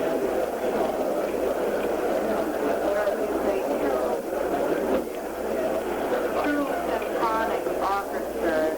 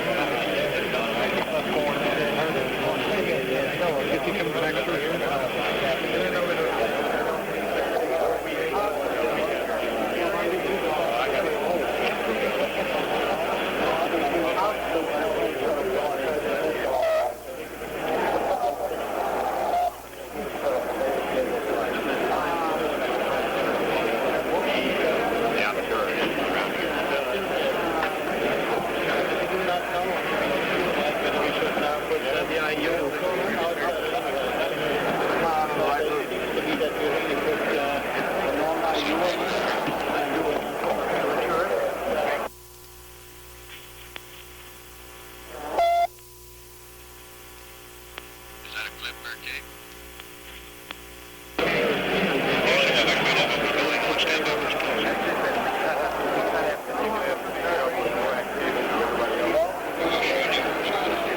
Right, the EBU is interviewing him hot and heavy. I don't know if you have any idea where it's going. We can't reach our mic over there to him.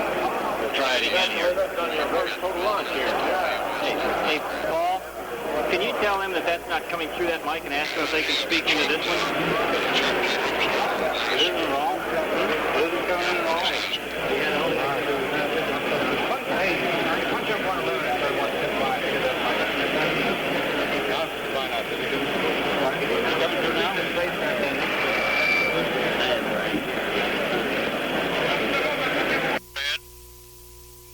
Okay, I just clipped him, Doyle. Building 1. Roger that. Okay. Houston, we got a good circuit now. Stand by. Okay, they fixed it. We're back on you. Dass die Identität des europäischen Beitrags erkennbar, der selbstständige Beitrag deutlich wird und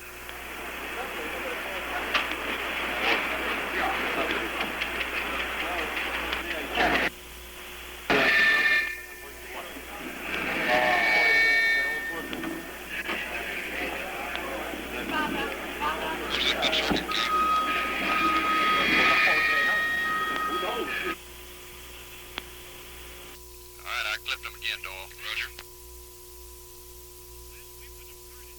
Okay.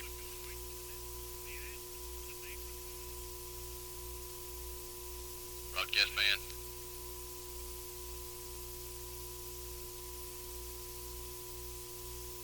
Hello, broadcast band on cue. Go ahead. Okay, babe, we had to clip you. We could hear people yelling for microphones and everything else down there. Say again. We had to clip you off PAO release here because all we had was crowd noise and people yelling about microphones. Roger, I'm here. Okay, babe. I'll tell you, I'll keep you posted when we get. We're going to be coming up here talking, with air to ground in about 10 minutes. Okay, just keep us updated, okay? Roger If we get anything, we'll get back with you. Roger, if you get anything real important, please tape it down there and so we can get it here. Roger. You want to put the liftoff phase tape later? We got time.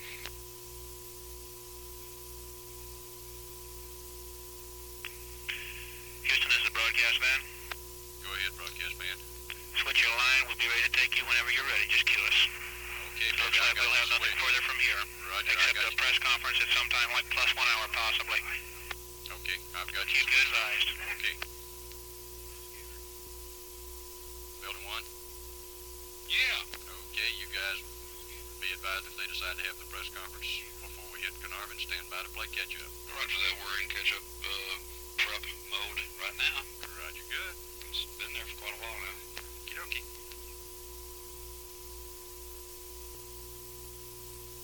Shotgun forward.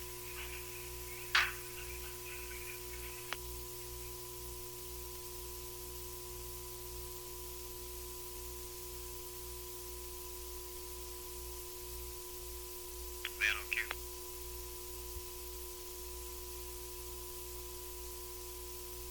Broadcast van on cue.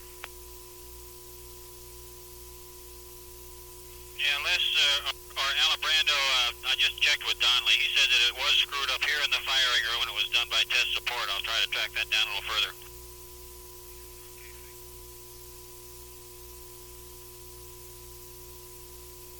Broadcast man on cue.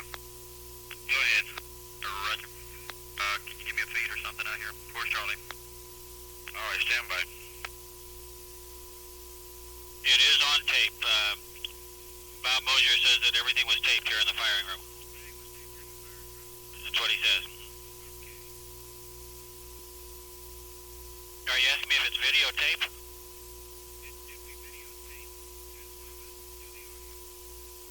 That I don't know, but they did get an audio tape.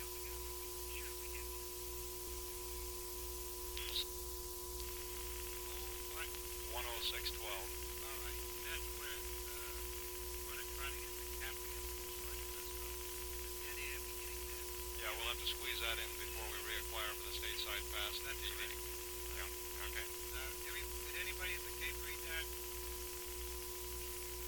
Set. Jack King? This is Todd, I heard you. Could you get that to King and others? King is over in the firing. Okay. What do you want, Bill? We want to get Cambrian press conference at the press site at GET about 106. Right? That's pretty damn quick. Well, it's And you talking T plus 106 or at 106? Would be, we're looking at the press conference following Honeysuckle LOS. Yeah, I'll try. Roger, LOS, which will occur at 06:112 after the hour in GET. Everybody happy? That's tentative. Roger, 1. Are we looking for Q&A? I would assume so. Stand by. Roger, we'll be ready. Building 30 Houston. Building 30 Houston on cue. Building 30 Houston on cue. He's on chord right now. Charlie, stand by just a second. Okay, Building 1. Yeah. We will be prepared for Q&A, but it's going to have to be a short one because we're facing a television pass from the spacecraft right after it, you know. Okay, Charlie was trying to raise you. Okay, go ahead, Charlie. Can we get a small voice check from y'all? Roger, Roger. Take me off the line, Building 1. Pump me to the Cape, okay? Building 1 on the line. He's off the line. You ready to give us a voice check? Okay. You mean from here? All stations stand by. We'll have an Apollo control announcement 30 seconds from my mark. 30 seconds. Roger, 1. Cape. Roger, Cape. Okay, sorry about the short queue. 20 seconds away. Everybody now. 20 seconds. Be advised there will not be Q&A from Houston on this press conference. Roger. Roger, Cape. 10 seconds. The light's on. Stand by, Doug. 5, 4, 3, 2, 1. This is Mission Control Houston at 52 minutes. We're standing by now for acquisition of signal, and our network controller reports we've just reacquired the spacecraft over the Carnarvon station. And how do you read 13? 13 Houston, loud and clear. 106, is that right? Okay, Joe, everything's going good. We're proceeding on the timeline in good fashion. I've got a P-52 done. I can give you the torquing angle. I'm ready for him, Jack.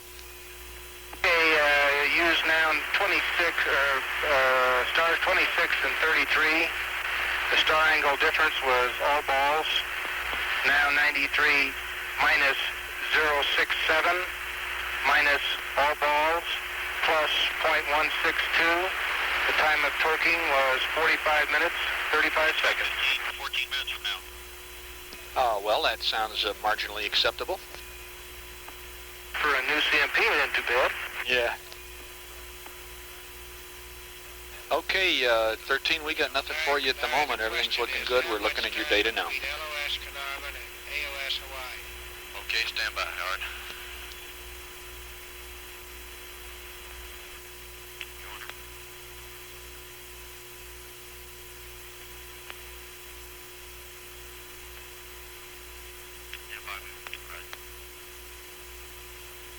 Okay, Building 1 audio on cue. Roger, roger. Is my light working to you? Good. Looks like we got a quiet crew this time. They're just not saying anything. Lovely. Link 1. Am I right? Say again, broadcast man. There's no question from Houston. Building 1, can you confirm that point, please? Say again. No question from Houston. Roger that. No question from Houston. Roger. This is Mission Control at 57 minutes, 15 seconds. Not much conversation with the crew on this pass over the Carnarvon tracking station.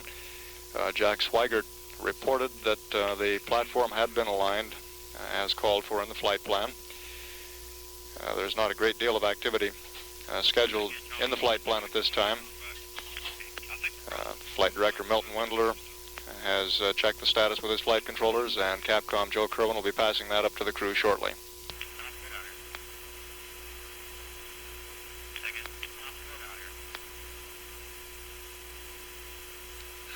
Okay, Building 1. Hello? Yeah. transition and all that good stuff, except for the mess we got into down there. Yeah, I noticed Chuck called tower clear just a little bit early. Yeah, Roger, just a hair, but yeah, I want to get out from under it myself. Apollo 13 Houston, LOS Carnarvon in about 30 seconds. Honeysuckle on the hour, and verify your S-band is up for Honeysuckle. Over. That's verified. Roger. And Houston, we're beginning to see a beautiful sunrise here.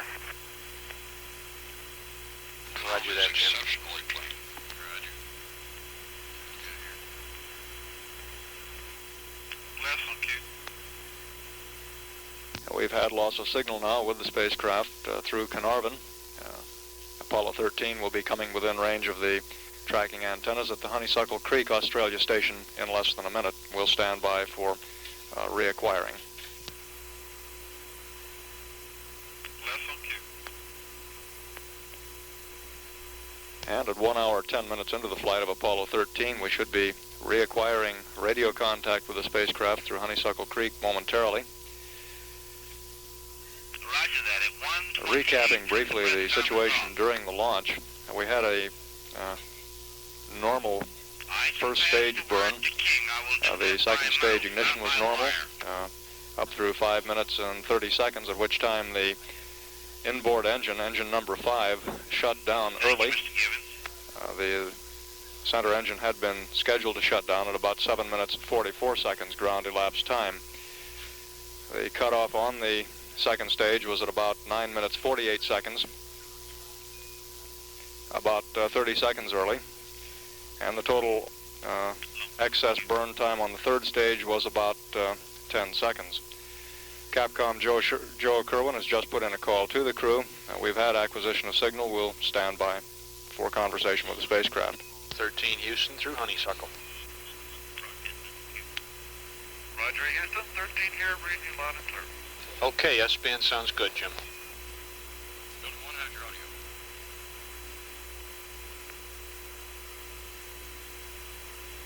Building 1 on cue.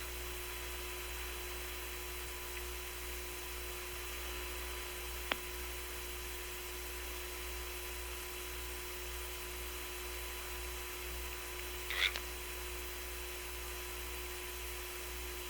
Go ahead. Yeah, I tried to get you on cue twice, Doyle. Did y'all catch that? It was real low here. Roger, we got it. Okay. The spacecraft was very faint on it, Larry. Roger, Roger. I know it, Tom. He just might have had the mic jarred around in his mouth or something, you know. What the hell? It sounded like Lovell was sitting right next to me here a minute ago.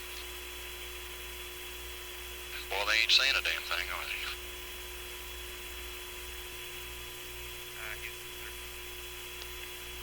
Go ahead, 13. It'll be okay if I crank up the FM.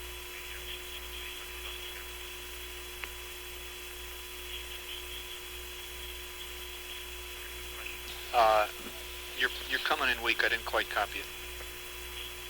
It'll be okay, Joe, if we crank up the FM after we leave Honeysuckle here.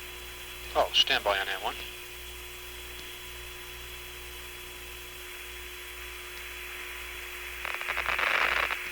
Houston. Go ahead, Houston. What TV was that? Okay, 13. Okay, Joe, I just wanted to put on the TV switch at Honeysuckle to tune her up there.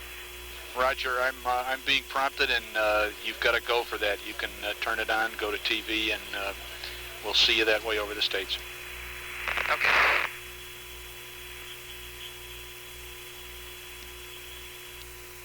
Jack? Yeah. Okay, you ready to go? Houston, are you ready to go? Negative. We got live air to ground. We'll be standing by. Just tell us, and then how much time do we have after this LOS? Our next acquisition is at 1:28:42. Okay, 13 Houston, LOS Honeysuckle in about 30 seconds, and we'll see you over the States at 1 + 28 + 43.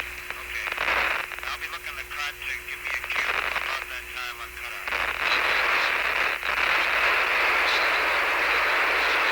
To the press conference, okay? Okay, cut. I can't hear too 13 Houston, did you copy your AOS time? All right, I hear it.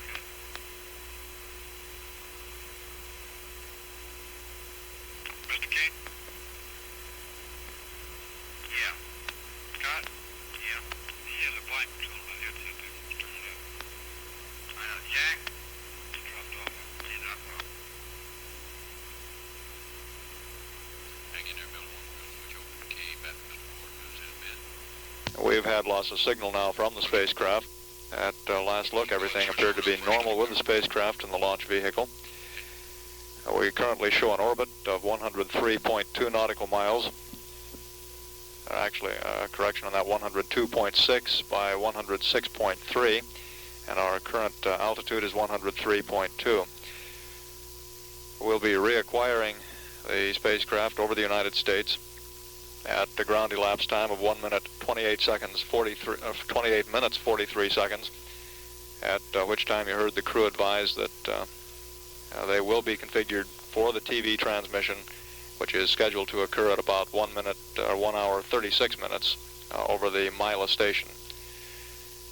The post-launch press conference is scheduled to begin shortly at Cape Kennedy. At 1 hour 7 minutes, this is Mission Control, Houston. Okay, let's do the press conference. Dang it, you're up, Gabe. Okay, we're back here at the Kennedy Space Center now, and I guess we're ready to proceed. We're going to attempt to conduct this post-launch conference between communications with the spacecraft. This gives us approximately some 20 minutes. We'll do our best to try and get as many questions in that time, but I'll be standing by for a signal also so we can go back to air-ground at the proper time so that you can keep up with every phase of the mission. At this point, I'd like to introduce Mr. Walter Caprian, Director of Launch Operations for the Kennedy Space Center and Launch Director for Apollo mission. Good afternoon, ladies and gentlemen. It's a pleasure to see you on a clear day for a change. I guess there really isn't too much to report to you as far as the countdown itself is concerned. It was perfectly nominal. We had no problems whatsoever with the spacecraft, with one exception, and that was in that we do have a lock to safe our pyro bus, and it takes a key to remove that lock, and we broke the darn key off in the lock, and it took us a little while to get it out, and we did have a spare key, and we took that off, and that's the sum and substance of our problems with the spacecraft. At approximately 1 hour and 50 minutes before launch, we did run into a little difficulty with a locked vent valve in the S1C stage, which we were attempting to cycle open and closed as required for the venting process, and it stuck on us in the full open position, and we ran through a repeated number of cycles attempting to free it, and for some time we're unsuccessful in doing so.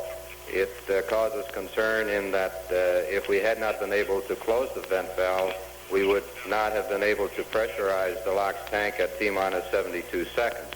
However, we did run some nitrogen gas through the system, and we were able to sufficiently raise the temperature such that we were able to close the valve, and we proceeded the rest of the way with that vent valve in a closed position at all times. And we do have a second vent valve in the stage that we relied on to give us the correct conditions at time of stage pressurization at T-minus 72 seconds. Those two items were the sum and substance of the problems that we encountered during the entire countdown. As most of you know by this time, the first stage burn was perfectly nominal.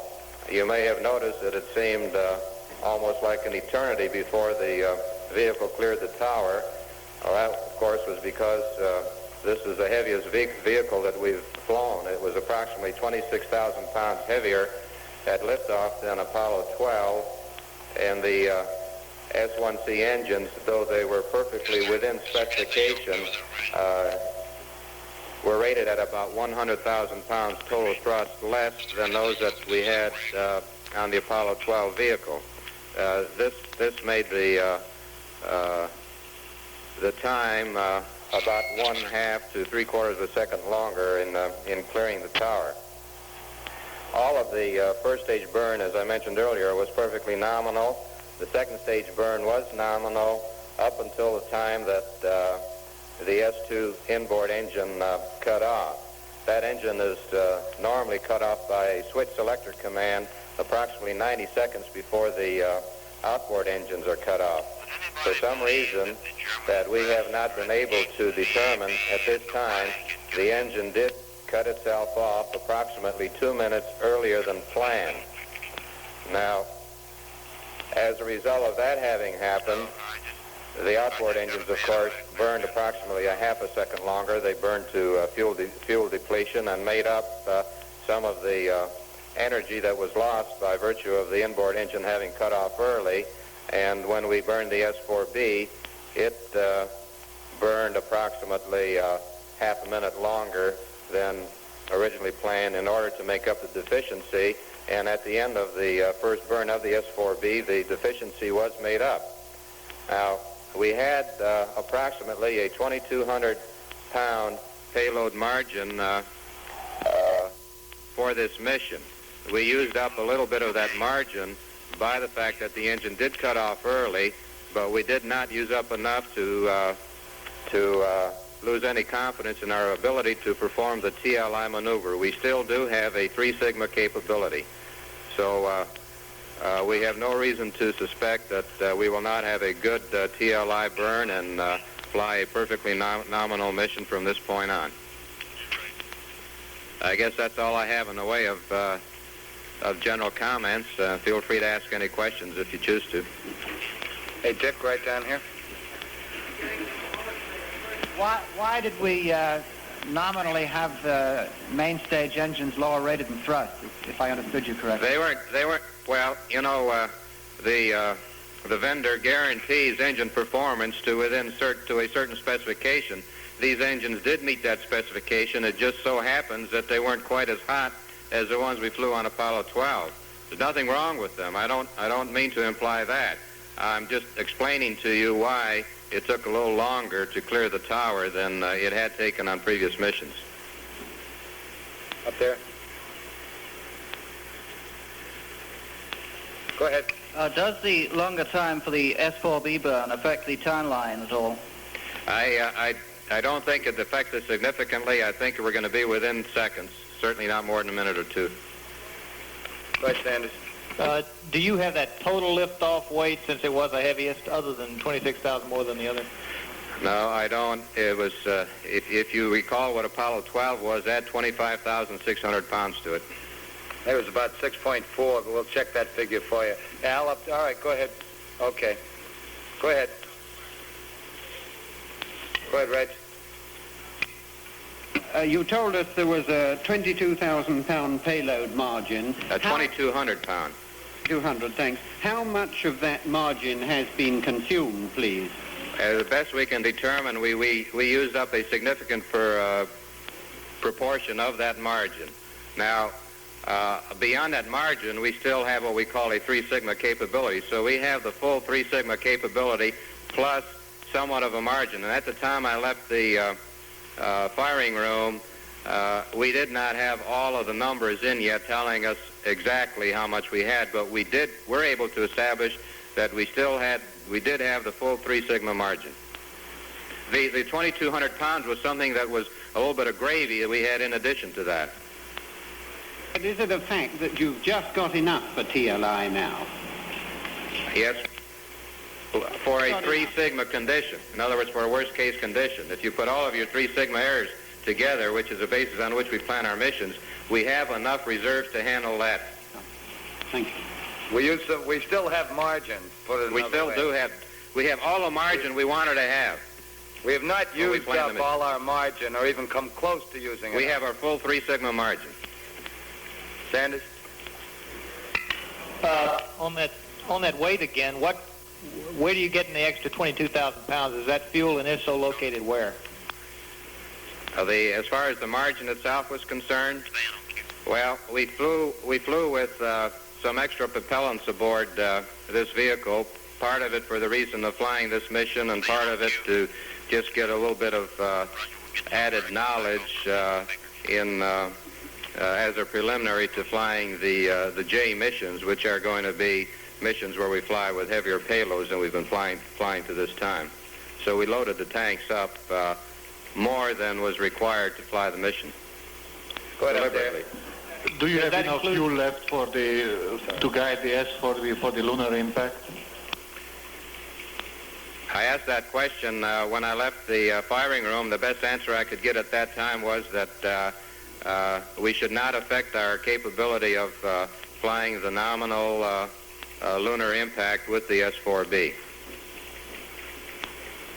In other words, we expect to impact the S-4B where we had planned to. Ed, over here. Well, that's the same question I wanted to ask. You have any over here? I don't see any more hands. Okay, we'll take two over here and then we'll wrap it up. Mattingly was in the control room. Was there no concern about his being infectious with German measles? He was in the control room in Houston. Mattingly left the Cape last night. I think we'll try to find that out for you, Ben, but I don't think we have any details. Ken Mattingly observed the launch from the Mission Control Center in Houston, not here. Did you have a question, Andy? Go ahead. Could you give us the figures again for the additional burn of the S2 and the S4B? Yes, the S2 inboard engine, the center engine, cut off 2 minutes and 7 seconds earlier than it was supposed to. As a result of that, the outboard engines burned 33.96, roughly 34 seconds longer than they would have had the inboard engine burn for its proper time. As far as the S4B is concerned, the delta in time was about the same, 33.97, roughly 34 seconds longer. Okay, we'll take one here. One last thing about this extra fuel, Walt. Did you have extra fuel in the S4B by any chance as a result of running this weight up, and did that give you a little more leeway?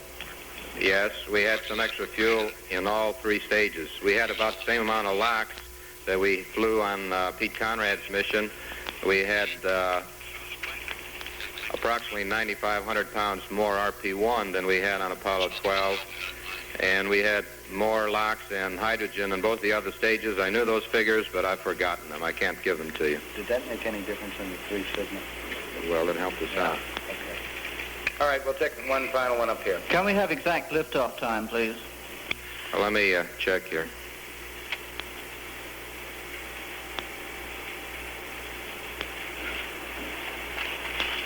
Shows it as well.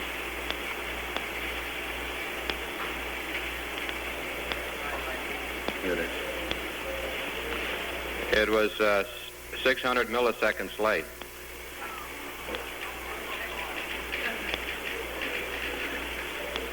Two 213.00.6. Okay, thank you very much. That completes the conference. We should be coming back up on an acquisition in about 10 minutes. There's one thing I said that I'm not sure I knew what I was talking about and what it does to the timeline. Go ahead. It's back to you. Back to us. Okay, Hodges, I'm on the line. All right. Don? Well, it's... We're reconfigured. Roger. Don? No? Okay, I'm pulling the patch down. I'm starting to stand speaker. Okay, I'm going to turn this over to Harrison while I make a quick fuel cell purge. Just a second. We're still about 10 minutes away. I turn the level up on the stand speakers. Let me know what happens. Larry, are we down? Okay, we're powered down. Okay. Larry on cue. Hello, Larry on cue. Is it John? Hello, John on cue. Where we're going, we was fixing to swap out here. Roger, are we down in such that we'll come up with an announcement, with a cue for the next announcement? Oh, we'll give you a cue. But we're not standing by.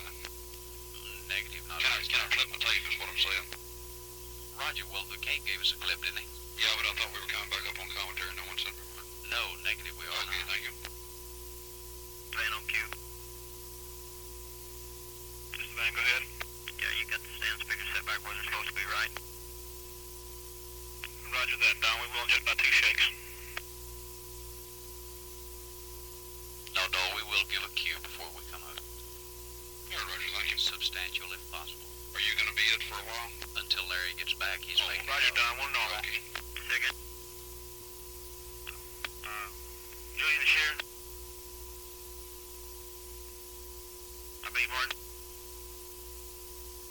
have a number I can call you on that, Bill. What's that number? I've lost it here. Raj, could you give me the number to call you on the black line?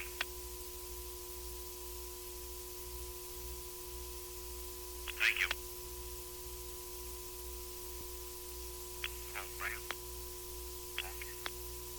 All stations stand by. We'll have an Apollo control announcement in 1 minute from my mark. Roger 1. Roger Cape. Mark, 1 minute. Mr. Ward will have 41 seconds for an intro, and then we'll acquire Guaymas, wherever that town is down there. Studer, you still on cue? Roger. 50 seconds. Pull down your gear from up there. You power it down. Roger, come on in.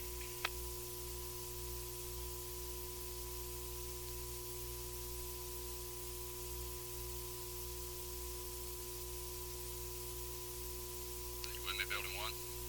30 seconds. Of course I'm with you.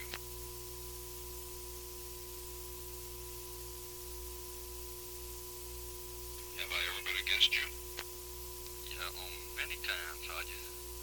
But we forget that during missions, don't we? You might. 10 seconds, the light's on. Go, Pool. Roger. 5, 4, 3, 2, 1. This is Apollo Control at 1 hour 28 minutes. We'll be reestablishing radio communications with Apollo 13 in about 40 seconds. As the station comes within range of the Guaymas, Mexico tracking station. During the launch phase, the medic reports the following heart rates. These are maximum heart rates for the 3 crewmen. Commander Jim Lovell had a maximum heart rate during the launch of 116. The command module pilot, Jack Swigert, had a maximum heart rate of 102. And the lunar module pilot, Fred Hayes, also had a maximum heart rate of 102. Capcom Joe Kerwin's just put in a call to the crew through Guaymas. Will stand by. You're live, Building 1. Roger 1.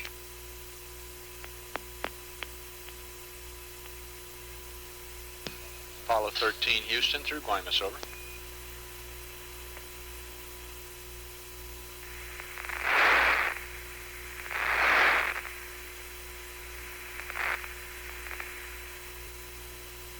Apollo 13 Houston. You get Capcom okay, Doyle? Roger, 5 by. Okay.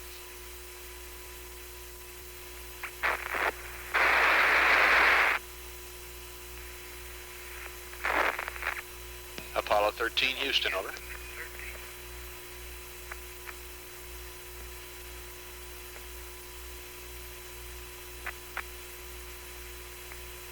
Apollo 13 Houston, over.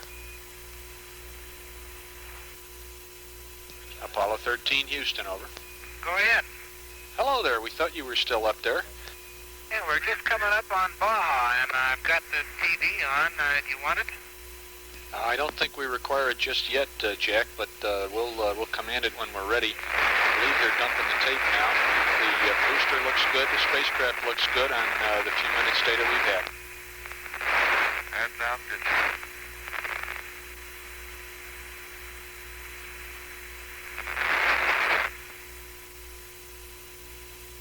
Jim finally let me look out. How do you like it?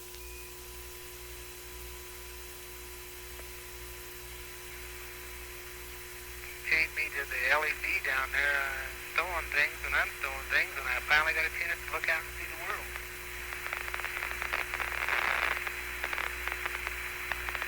That was Jack Swigert reporting apparently his first view out the windows.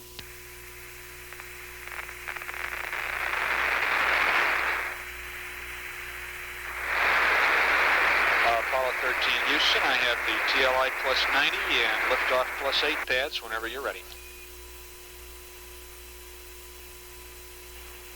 Okay, go ahead with the TLI pad, Joe. Okay.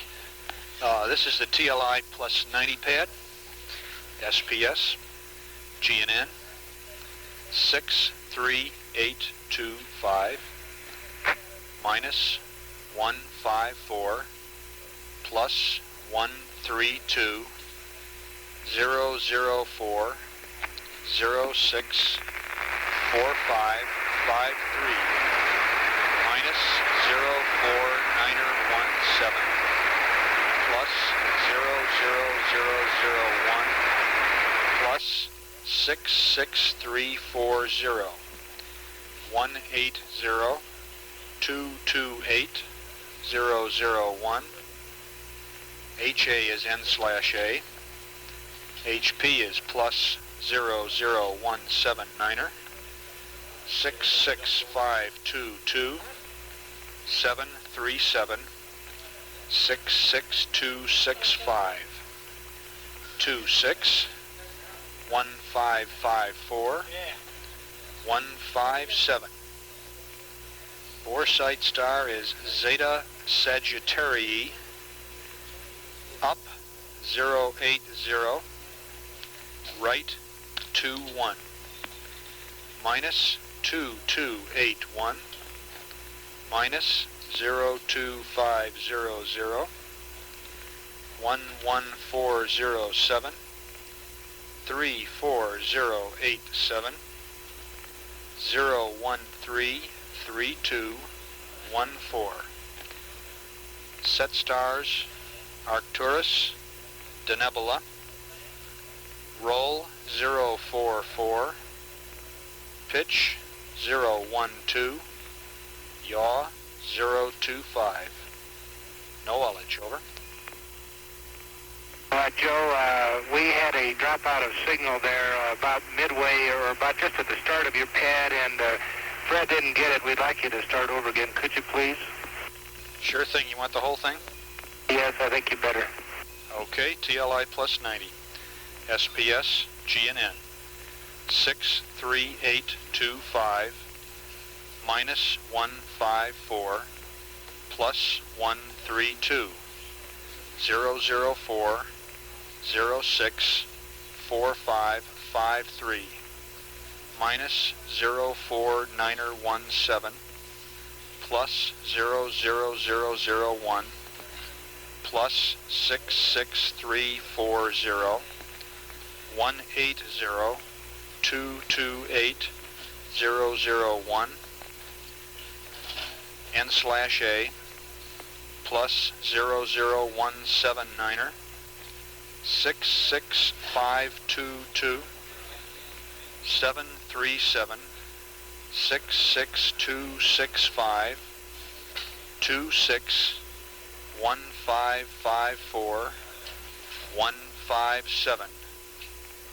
Zeta Sagittarii, up 080, right 21, minus 2281, minus 02500, 11407, 34087, 0133214.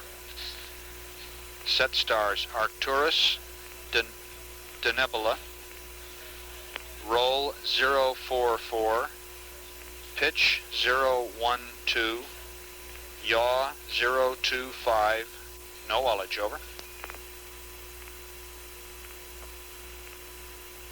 Okay, Joe, that's 63825 minus 154 plus 132 004 06 4553. Fred Houston, standby one. Minus 04917 plus 00001 plus 66340. Fred Houston, over. Go ahead. That's correct. We'd like you to go the S-band aux TV switch to TV, please. Okay, it's set to TV. Okay, we're not getting a signal. Okay, I'll go to transmit, Joe. Okay, you can continue reading back. Okay, roll 180, pitch 228, yaw 001, N/A, plus 00179er, 66522, 737, 66265. And a missed sextant shaft trunnion 157, Zeta Sagittarius. And I missed sextant shaft trunnion. Trunnion 157. Zeta Sagittarius up 080. Roll 21. Minus 2281. Minus 00. Correction, minus 02500. 11407. 34087. 013. 3214. Set stars Arcturus and Nebula. Roll line 044. Pitch 012. Yaw 025. No ullage. Roger, Fred, read back correct. The sextant star is 26, and the shaft is 1554, over. Okay, sextant star 26 and 1554. Roger, and we have a picture now. However, it's moving around quite a bit. If you could hold the camera a little steadier. And I have your... Joe, there's nothing but clouds outside, and when we get some land down there coming up, I'll switch back to the window. I thought I'd just show you Jim here to make sure he's still here. Okay, real fine. We had a good picture of Jim there for a minute. I have the liftoff +8 pad, Fred, if you're ready. Go ahead, Joe. Okay, GETI 00800. Delta VT 7835. Longitude -165. GET 400K 02236. Over. Okay, 00800. 7835. -165. 02236. Okay, that, and I have TLI pad for you. Okay, I'm ready. TLI 22605 179er 108 000 547 104169er 35587 358 139er 320 302 319er 040. Ejection time 4 plus 01 plus 00. Over.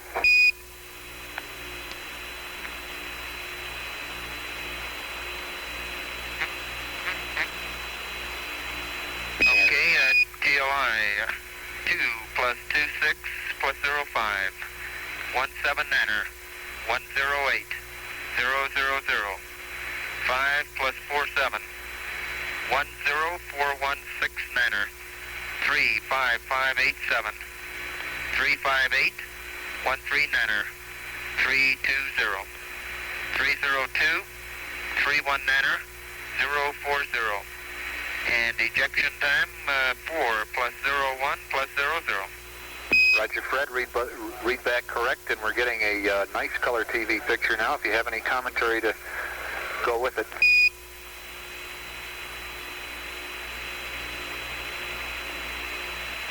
Okay, Joe. I'm just trying to figure out where we are here. That's your job, not mine. So I must, I just been up out of the LED for a short time here, and I'm trying to find out which country we're over. I have to keep telling Jack that the blue stuff down there is water. I'll give you a hint. You're in the Western Hemisphere.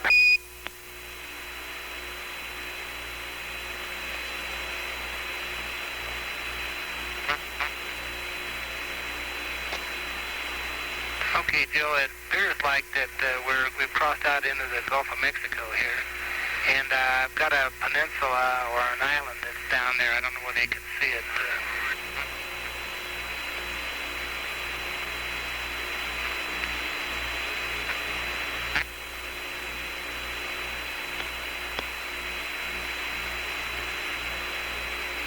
Roger, Jack. We see that. Of course, there's a lot of cloud cover, and you see it more clearly than we do, but it does look like the Earth, not the Moon.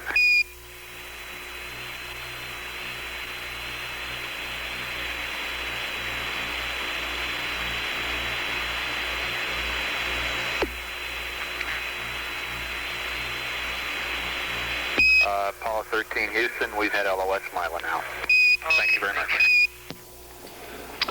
Of the southern coast of the United States, but we'll stay with it and perhaps we'll get a better picture in a moment. Get off the audio. Who's getting commercial? Apollo 13 Houston, request POO and accept for a state vector, over. Check your live air ground audio, okay now? Roger, Houston, we're POO and accept. Okay. Audio on there. Well, that was my fault, not building it. Alrighty.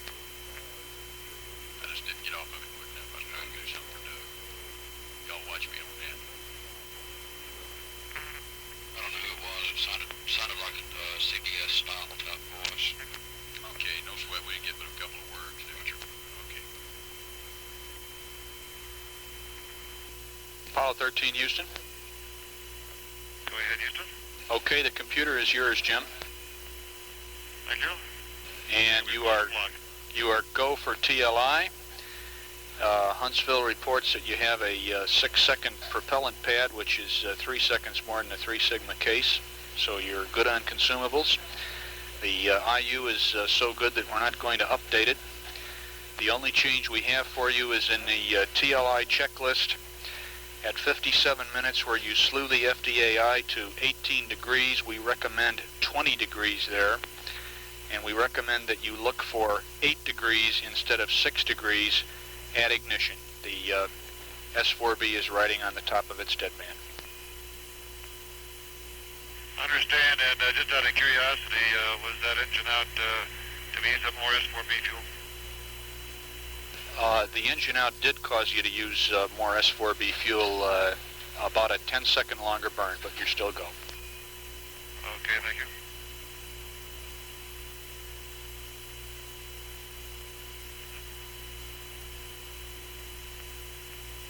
And 13 Houston, we're ready to support fire alarm and docking probe extension whenever you're ready.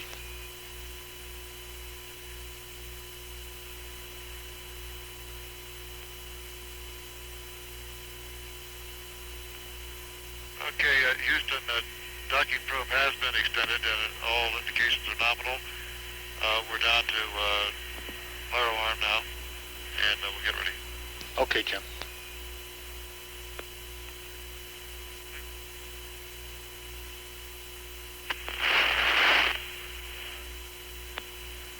Okay, Houston, my circuit breakers armed are closed, sequential logic 2 on and up, and we're standing by.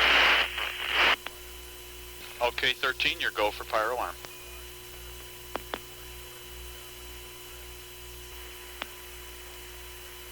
We've had loss of signal now with the spacecraft through the Vanguard tracking ship. We'll be reacquiring at Canary Islands in just a few minutes. Will you read this? Roger, 13, go ahead. Roger, we have our sequential arm circuit breakers in and our sequential logic 2 on and up, and we're just standing by for your confirmation for a go. Oh, sorry, 13, you didn't copy. You are go for fire alarm, over. Okay, fine, thank you. Apollo 13, Houston. Go ahead, Houston. About 2.5 minutes to LOS, Jim, and your AOS at Carnarvon will be 2 plus 25 plus 50, over.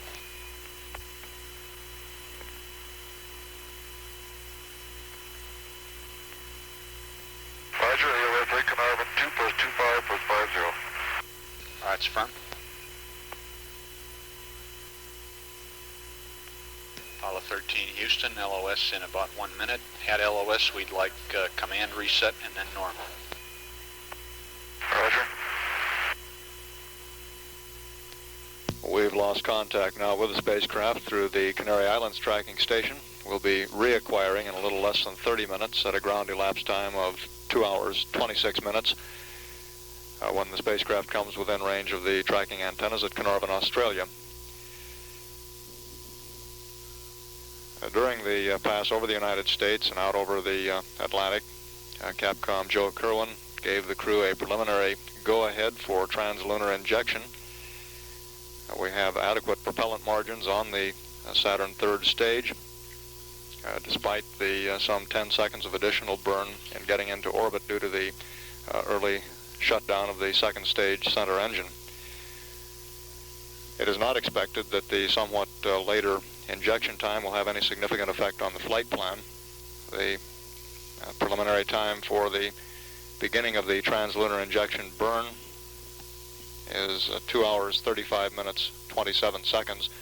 The flight dynamics officer is in the process now of updating that time, but we don't expect a significant change. At 1 hour, 57 minutes, 55 seconds, this is Mission Control, Houston.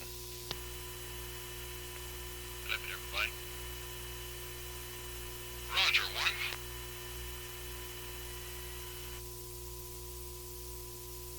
We're all fair to ground, Building 1. Building 1 audio control. Hi. Have somebody meet Doug on coord, please. Roger. Hey, Tomas.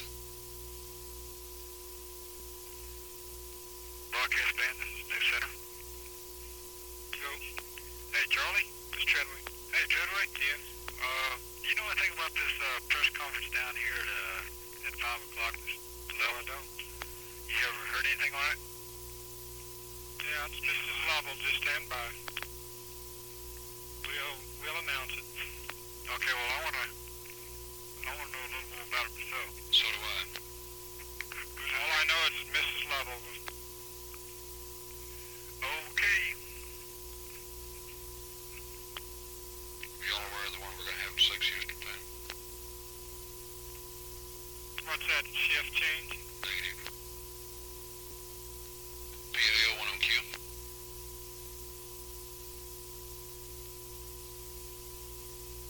PAO Building 1 on cue. PAO 1 on engineering.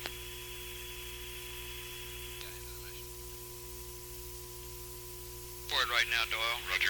Tom, you back and tell me, is our TV pass of 428 local 315 GET still valid?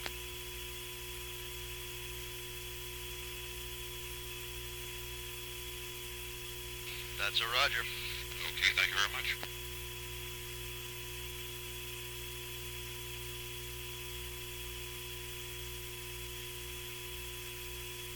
Okay, our Sunday morning at 7:28 local time, or 7:28 p.m., which was 30:15 GET. Is that still planned for that time? Sure is. Okay, you have no time changes on the schedule? There is a couple of minor changes, but not on this. They don't come up until we get on the EVA. Roger, thank you very much. Tom, answer my question, Larry. Okay. You don't know of any time schedule changes on the TV passes for today and tomorrow, or today and Sunday that you got tomorrow that Tom wouldn't have known about, would you? No, he'd know about it before I would. Thank you. Okay.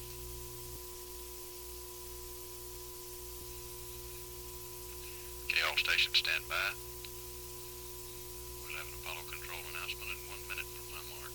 Roger, Cape. Roger, 1. Okay, Mr. Ward, let control. Did you mark? Canarvin pass. That is not my mark. Okay. Mark, 1 minute. Roger, 1. 50 seconds. 30 seconds. 45 seconds. Huh? I lied. 15, would you believe? 10 seconds to lie on. Got me a new watch this time, Roger. You better get another one. 5, 4, 3, 2, 1. This is Apollo Control at 2 hours, 25 minutes. Apollo 13 is now about 10 minutes away from the scheduled ignition of the S-IVB engine to start the spacecraft on its way to the moon. The flight dynamics officer advises that the planned time for the beginning of that burn will be 2 hours, 35 minutes, 44 seconds ground elapsed time. Our network controller reports that we've just had acquisition of signal with the spacecraft from Carnarvon. During this pass, flight controllers will be looking at the spacecraft and the launch vehicle, the S-IVB, one last time before translunar injection. Joe Reed, you loud and clear. We're sitting here monitoring time base 6. You can see it counting down. We're 20 seconds away. Okay, we're just starting to get data, and everything still looks good to us.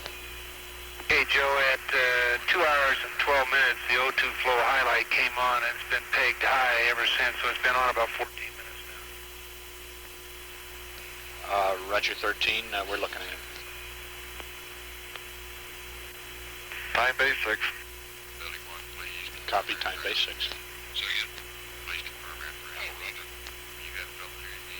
Yeah, sometimes you're real soft, and sometimes you're 5 by real soft. Okay, Apollo 13 Houston, you have a go for all systems, and the O2 flow high jack is nominal with the waste tank vent open at this time, and there's no sweat. Okay, just wanted you all to check it for me.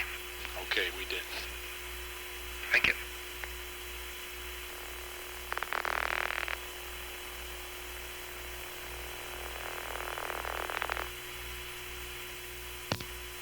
The crew is rather quiet at this time, preparing for that translunar injection burn.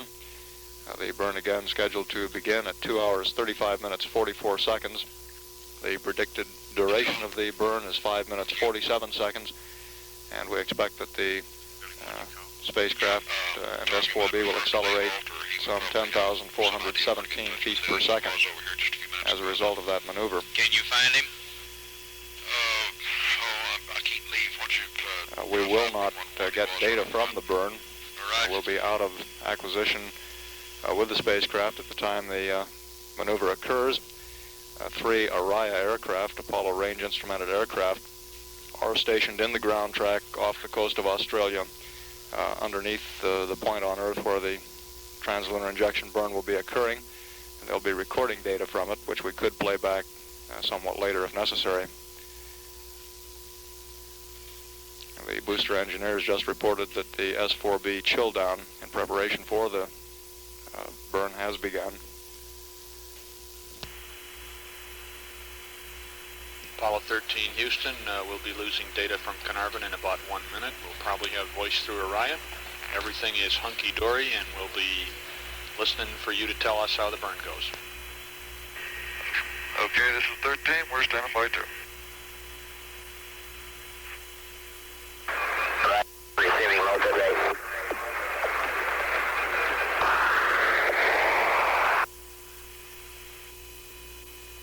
Well, we've had loss of signal now through Carnarvon, and Capcom Joe Cronin has just put in a call through one of the Araya aircraft. Okay, Jim, it's not the best, but we're reading you. Roger.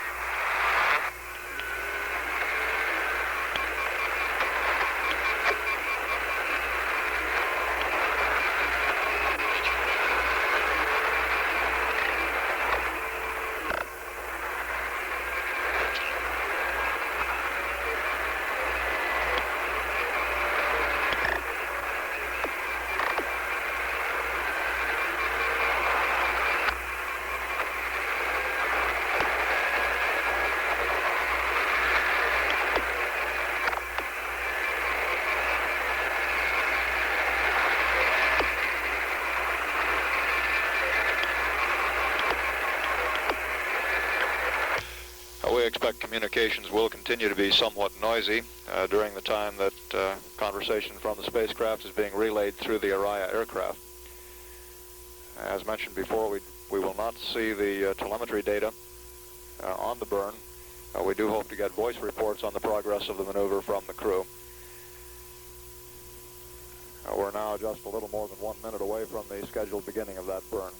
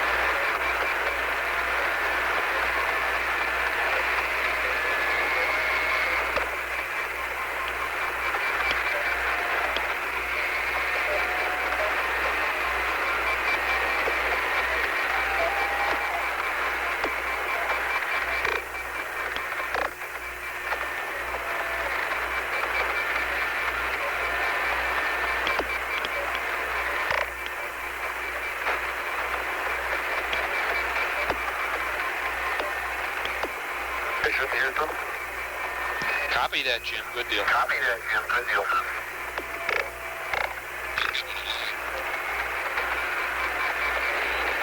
Jim Lovell reports we have ignition.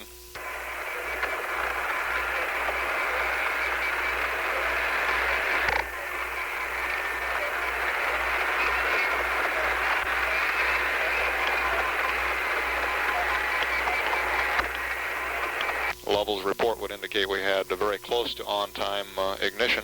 The total burn duration should be about 5 minutes, 47 seconds.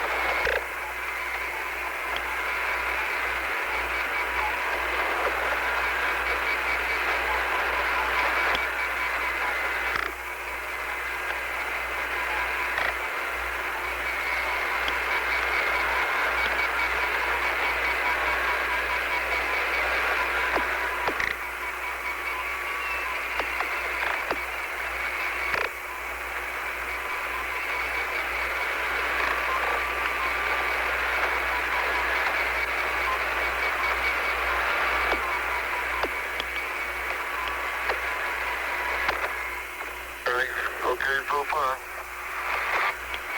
Houston, roger.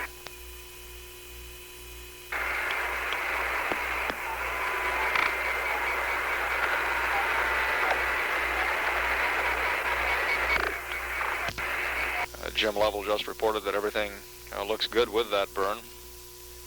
We're still about 7 minutes away from reacquiring the spacecraft through the station at Hawaii, at which time we'll get our first good look at the trajectory as a result of this burn.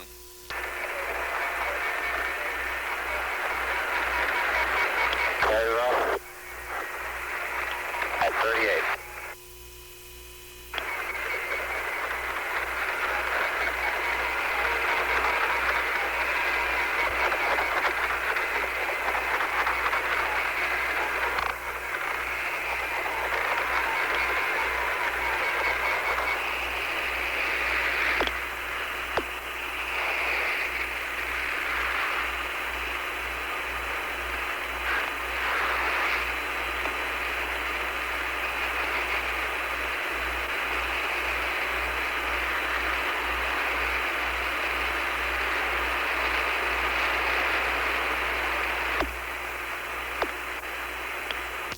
We're now 3.5 minutes into the trans-lunar injection burn, some 2 minutes 17 seconds remaining in the maneuver, which will start Apollo 13 en route to the moon.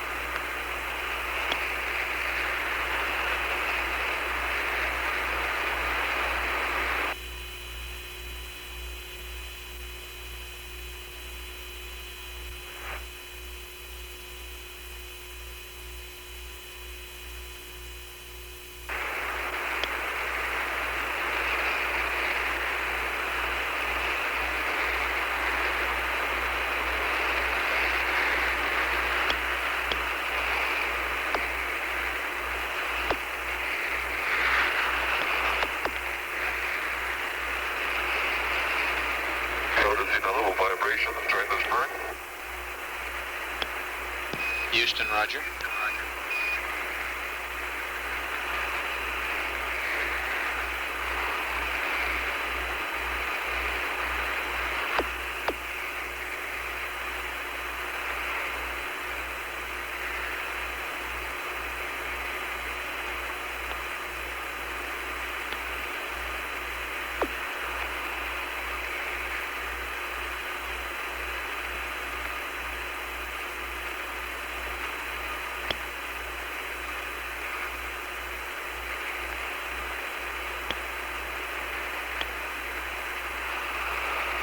now about 20 seconds away from the scheduled shutdown time.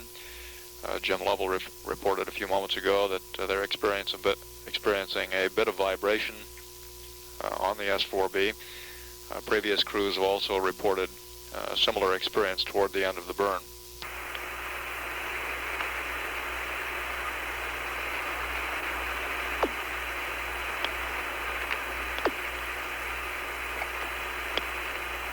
Engine off. Engine off. Houston, copy. Engine off.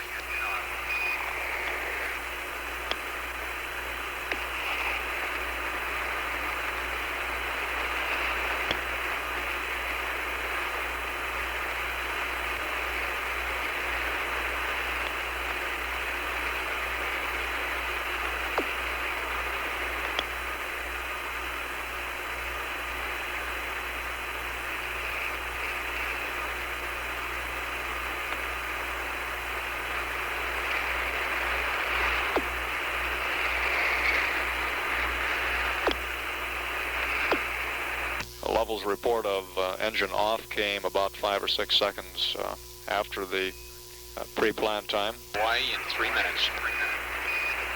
Roger, Hawaii in 3 minutes.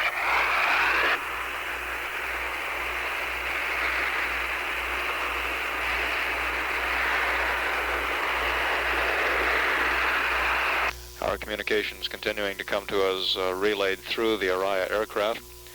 Capcom Joe Kerwin advised Lovell and the Apollo 13 crew that we'll be reacquiring a little less than 3 minutes from now through Hawaii, at which time we should get good solid S-band communications, and also our first look at the trajectory of Apollo 13 following the burn.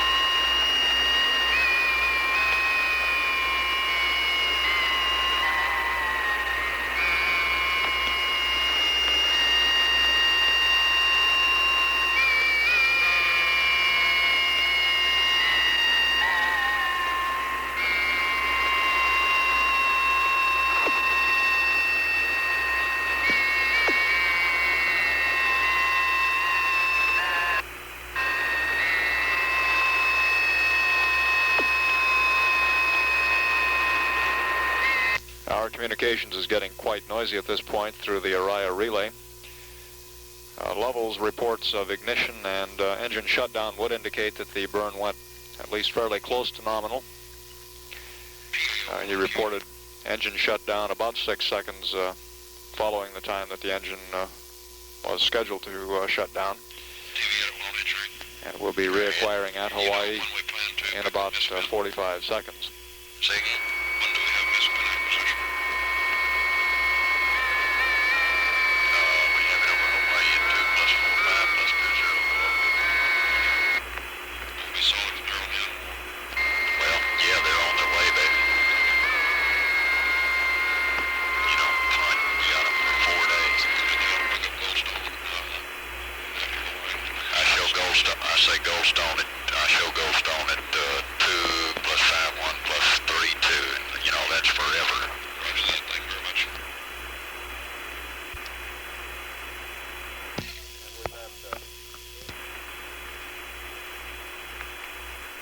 We've had acquisition of signal at Hawaii. We'll stand by for a call to the crew.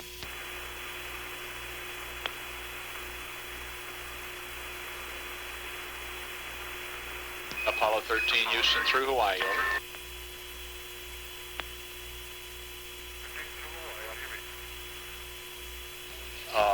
13, Houston, you're weak but clear. It'll probably get better in a second. We're standing by for the burn report. Roger.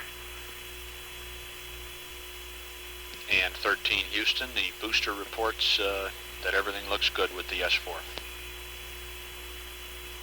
Sounds good, Houston. The ride was very nominal. We had a little vibration, though, during most of the run. Okay, we copied your call on that, Jim. Yep. Okay, Joe. The only information we have is that the reservation period for AT&T starts at 4:13, but they'll probably have it a little before that. But they have Delta BC was an minus actual 3.0. showtime of 4:28. Oh, Roger that. PM You Central can't ask Time. for much better than that. How about the burn time, did you notice? And they don't have anything Okay, on other than my this. trusty Nothing's watch, really I had wrong. about Like 3 you know,3/4 give me camera seconds. 3 on the air down. Okay, copy that. Broadcast man?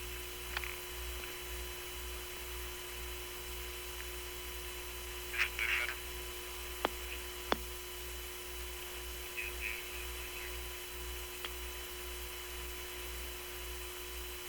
Who's calling broadcast, Dan?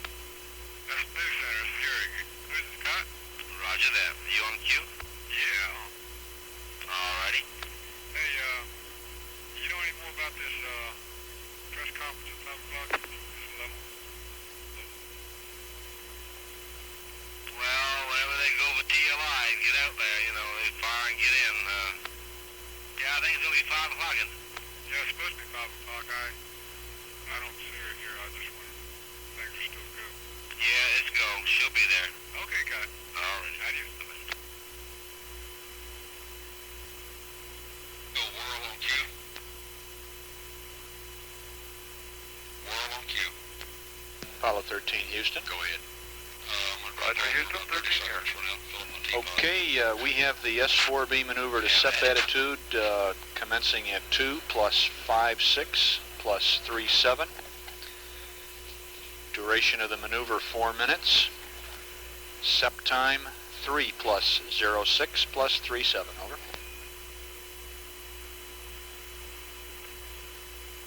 Okay, if I heard those right, Joe, that S4B maneuver was 2 plus 5.6 plus 5.7, and SEP time is 3 plus 0.6 plus 2.7.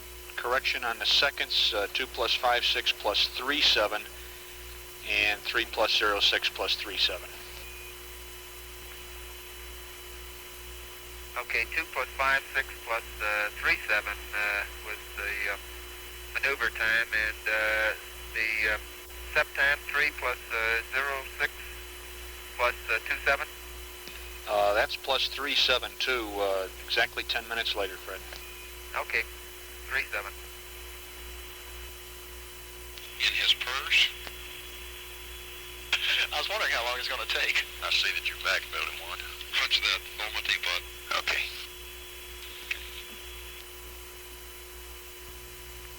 This is Mission Control. We're now at 2 hours 54 minutes with the crew preparing for the CSM separation from the S-4B, the subsequent docking with the lunar module, and the ejection of the LEM and command module from the Saturn third stage. The times of all of those events are almost precisely as indicated in the flight plan. The separation maneuver is scheduled to occur at ground elapsed time of 3 hours, 6 minutes, 37 seconds. And the docking would come then with the LEM at 3 hours, 16 minutes ground elapsed time. Our displays in Mission Control are showing the effects of the trans-lunar injection burn. We currently show the spacecraft at an altitude of 1,183 nautical miles, traveling at a velocity of 31,406 feet per second.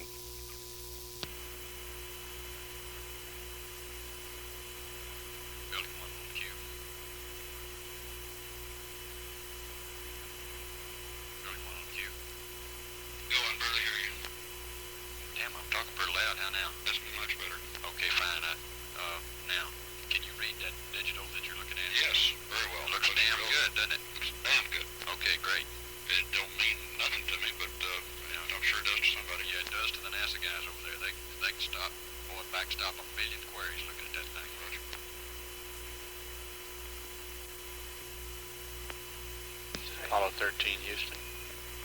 Go ahead. We see the booster doing all the right things, and Fido says your trajectory looks good, and looks like we'll stick with a pretty close to nominal mid-course too. We'll have some numbers for you later.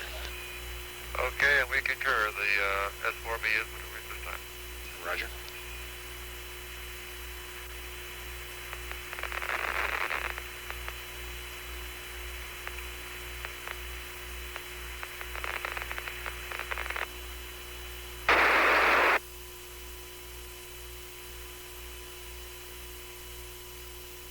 And Apollo 13 Houston, we'd like on the Alpha, over.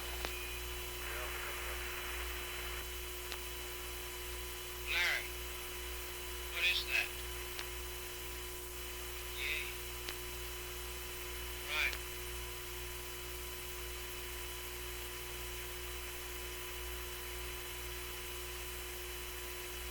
Yeah. Is he explaining it?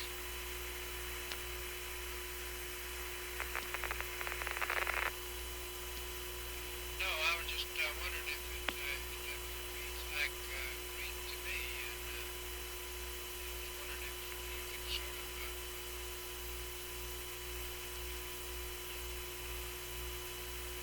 okay. 13 Houston, now request on me, Charlie. Right on. Roger, going to Charlie. Hey, Larry, understand that after he at the Cape has a tape And 13 will be doing a handover now. and other Okay. ceremonial type stuff down there. Yes, sir. We want to get it on the release line. Have you all talked to him about it? Nice stuff, you know.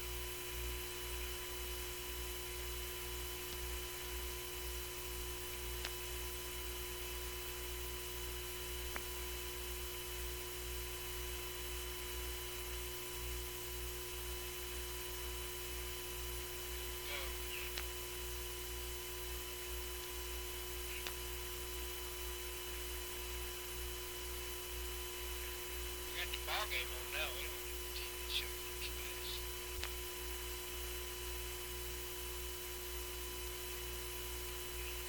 And our booster engineer reports the S-4B is nearly in the proper attitude. Stand by me, Larry. We're about 5.5 minutes from the scheduled time of separation, and we are expecting that the crew will have the television transmitter and camera on, beginning at a ground elapsed time of about 3 hours 15 minutes for television coverage of the docking.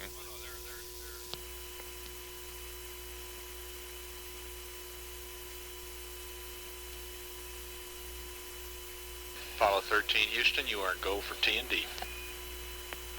Okay, Joe, thank you.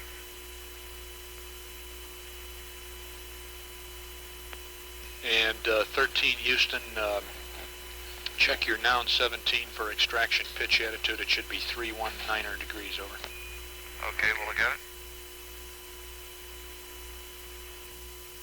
Got one audio on cue.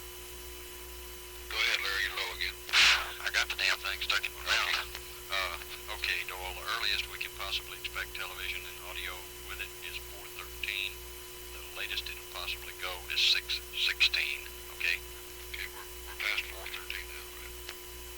Okay, Roger. Roger that. We're expecting them to come in on time at 4:28, but you know, they had it on early last time, so just hang in there, sweetie pie. Let me know when you go to color audio and I'll verify for you. Roger. Okay, Houston 13, we have a go for fire alarm.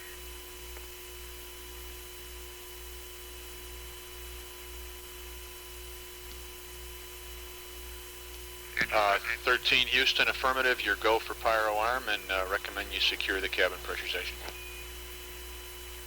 We did. We closed the waste management vent valve there. Waste storage valve. Okay, we're reading 6 psi in the cabin, Jack.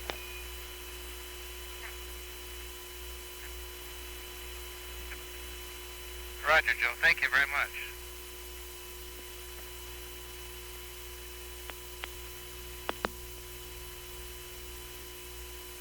Telemetry data here on the ground indicates that the spacecraft has separated from the S-4B.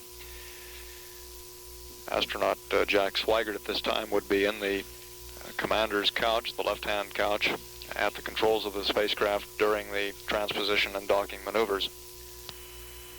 And we should be getting television transmissions from the spacecraft beginning at about 3 hours 15 minutes ground elapsed time.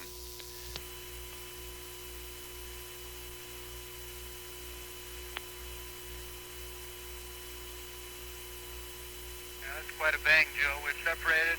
We're pitched around about 60 degrees now. Roger, Jack. We see you pitching. Okay, we got the slough panels. One of them's out front now. So.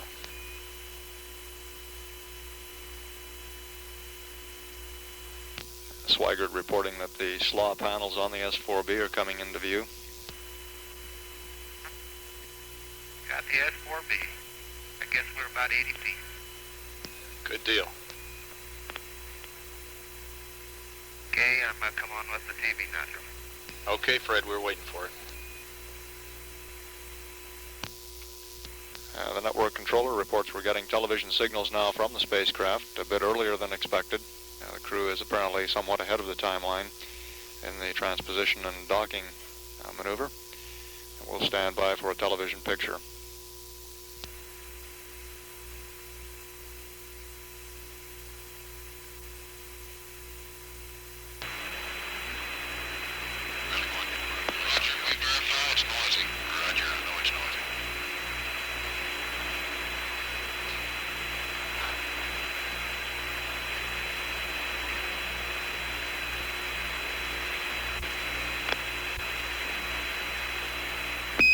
Houston, we got a groovy TV picture. Sounds good.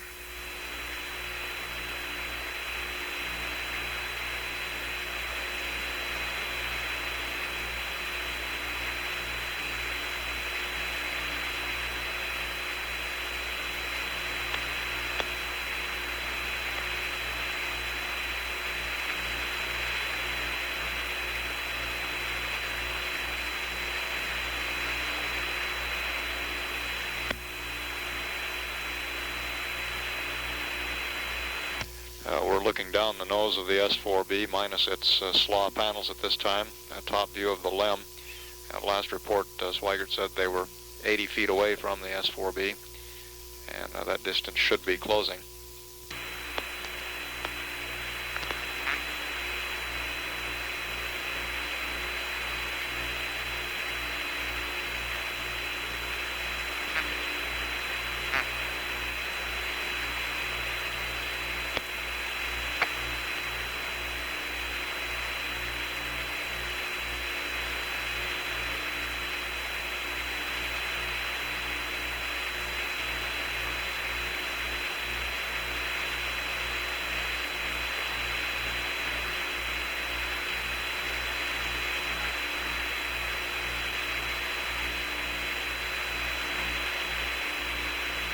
Is the focus good enough, Joe, that you can see all the glittering debris?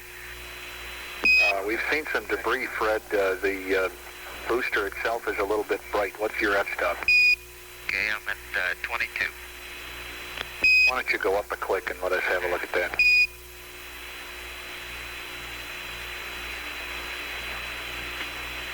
Okay, you're at 24.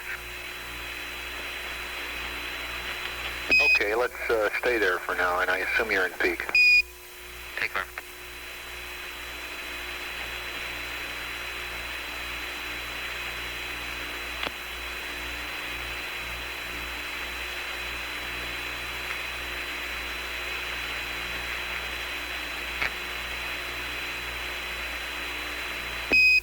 Houston, recommend rate 2 on the BMAX. Thank you.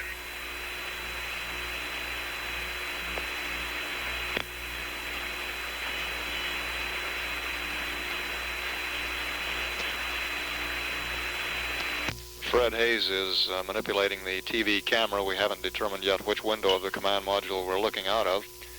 Jack Swigert in the left-hand couch maneuvering the spacecraft command module into position for the docking.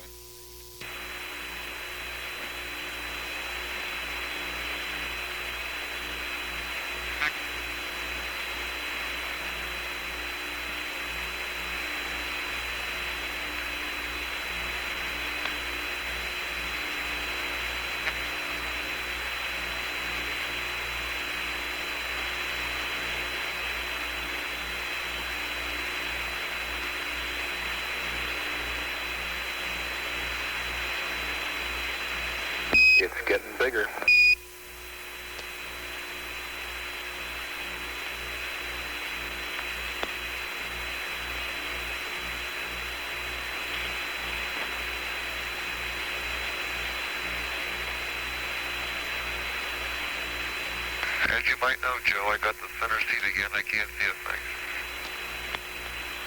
Too bad. I gave the TV monitor.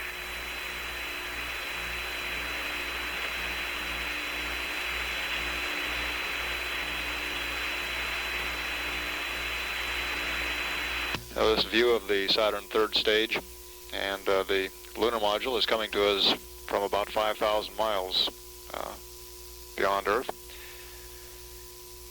The spacecraft and S-4B traveling at a speed of about 22,900 feet per second at this time.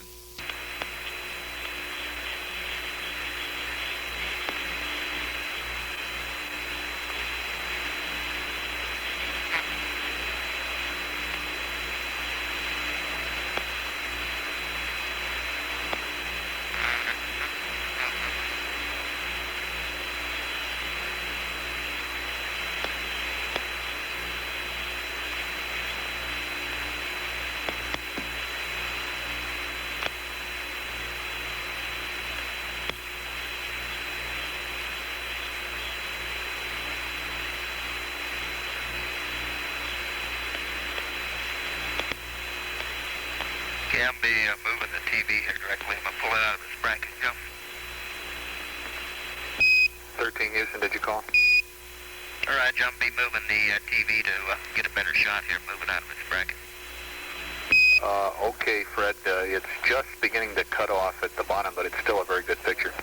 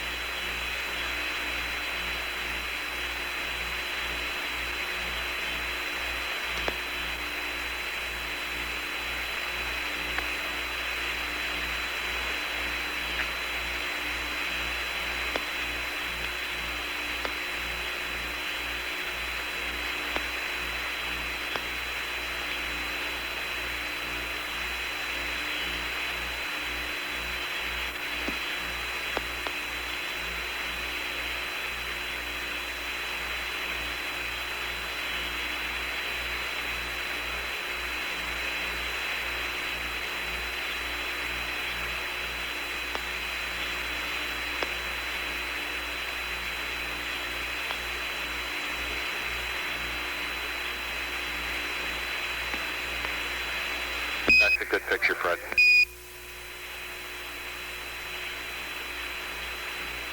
Yeah, we're just about there. About 10 more feet now. Roger. Everything looks pretty good down in the S-4B too. The shroud still looks intact down there. Good deal. There's really quite a bit of detail in this picture.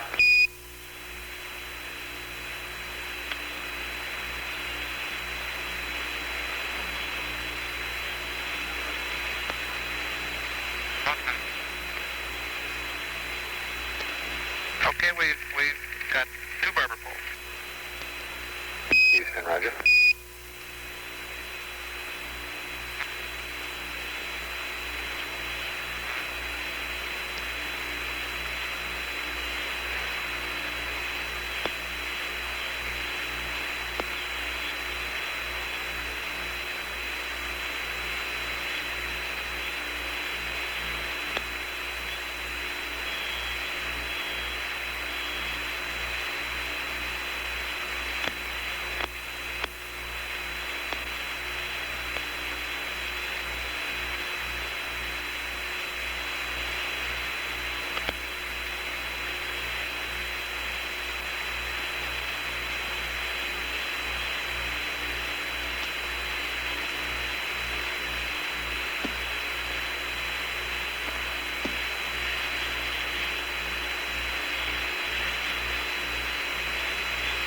Okay, you should be able to see down into the portion of the IU right now, Joe.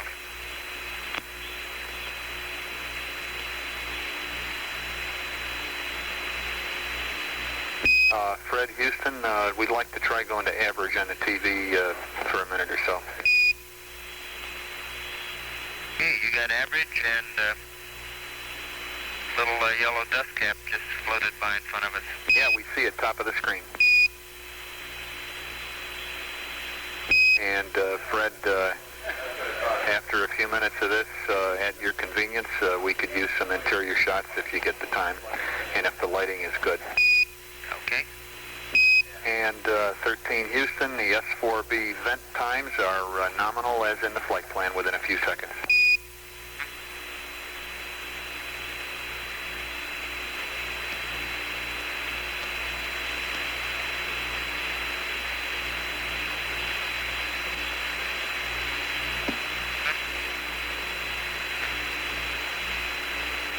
We're hard docked, Houston. Roger, understand, hard dock, good deal. Fred, one more thing on the TV, if you could come down to F-22 again.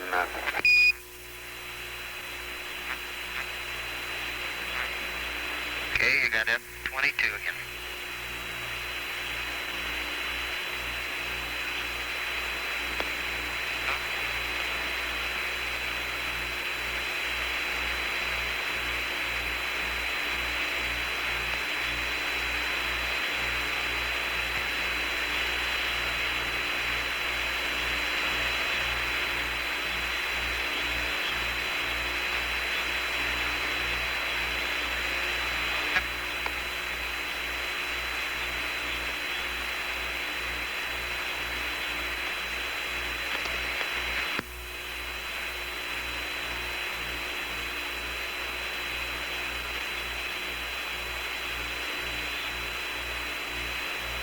And Houston, Fred will handle the camera as we go to the post-doc and checklist. Okay, Jim, real good.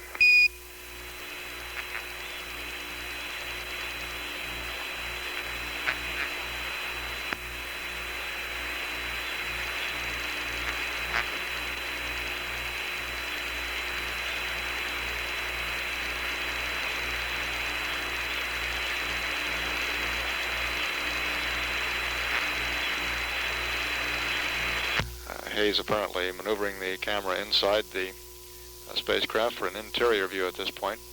We'll stand by and see if we've got enough light inside the spacecraft to get a usable picture.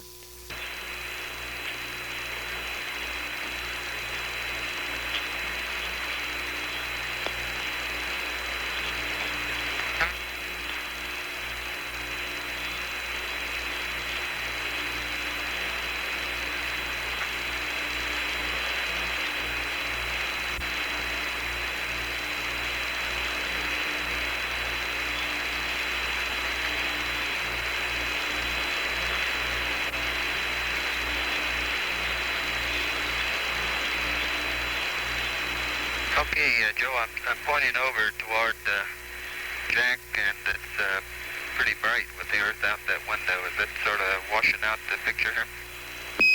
No, Fred, it's not. We've got a bright spot where the window is. The rest of you are semi-silhouette. It's a pretty impressive picture.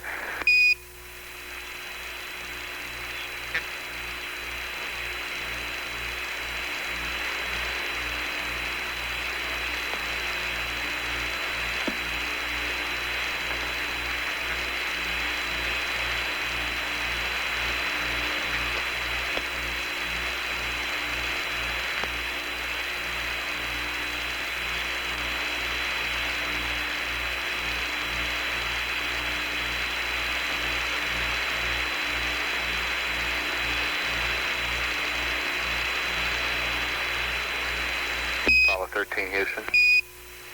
Go ahead, Joe. For Fred, the iOS has caught you with the fuel cell reactant valves and latch again.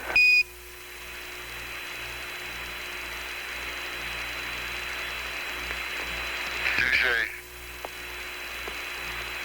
And we have word that the propellant usage for TND was nominal. Okay, what is nominal, please? Well, I didn't ask that yet, Jack. Stand by one. Okay.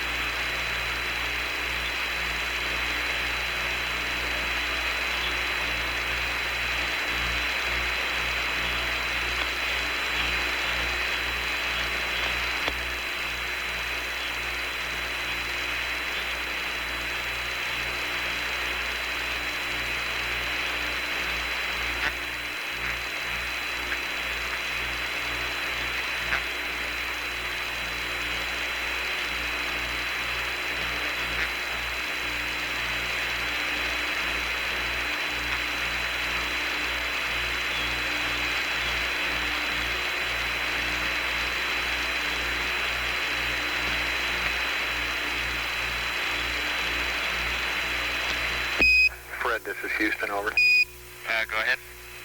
Okay, with the direct sunlight from the window out of the TV camera field as it is now, we'd like you to open it up an f-stop or so, and if convenient, try and keep that bright spot out of the window.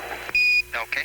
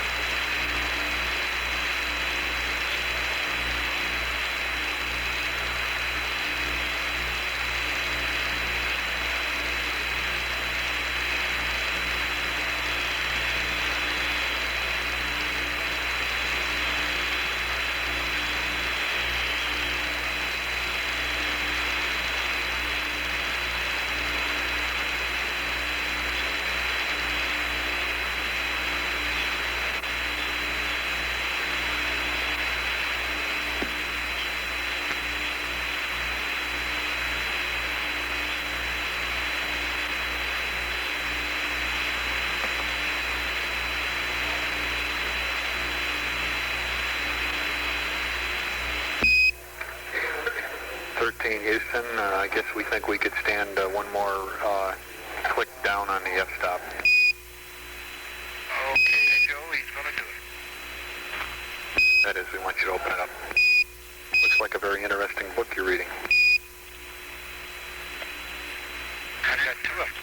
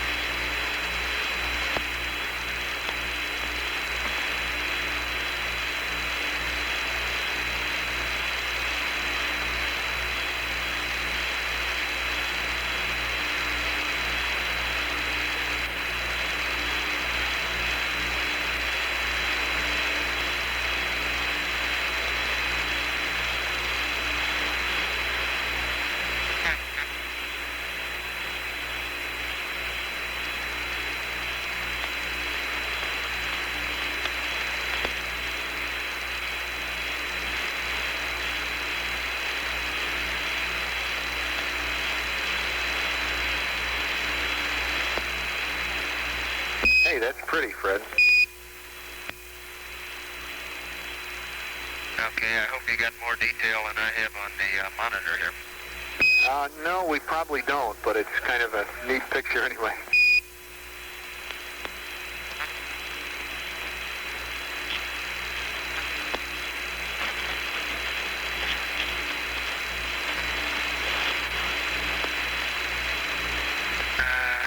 Houston, we're now going to finish repressurizing the tunnel.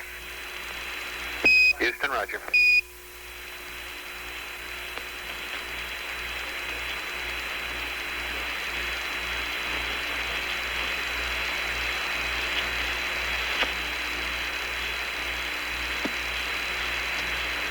This view is looking up into the docking tunnel of the command module with the tunnel lights showing toward the top of the tunnel.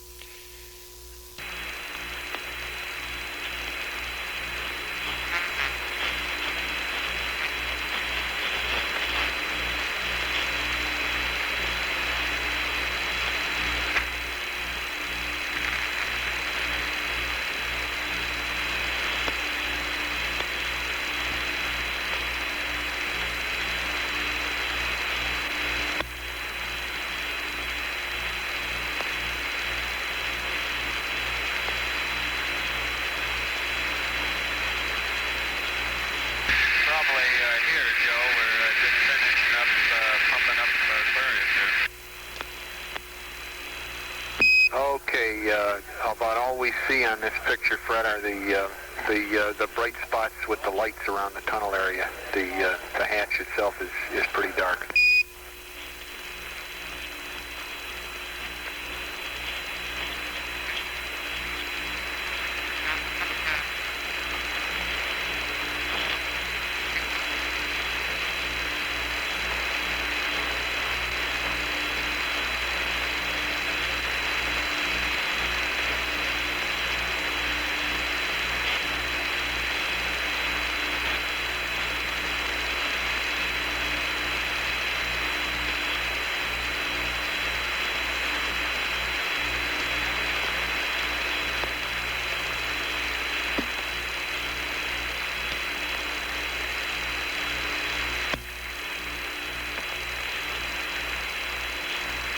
Houston, by the way, we'd like to know how the high-gain antenna lockup worked. Our signal strength is a little bit lower than we thought it would be.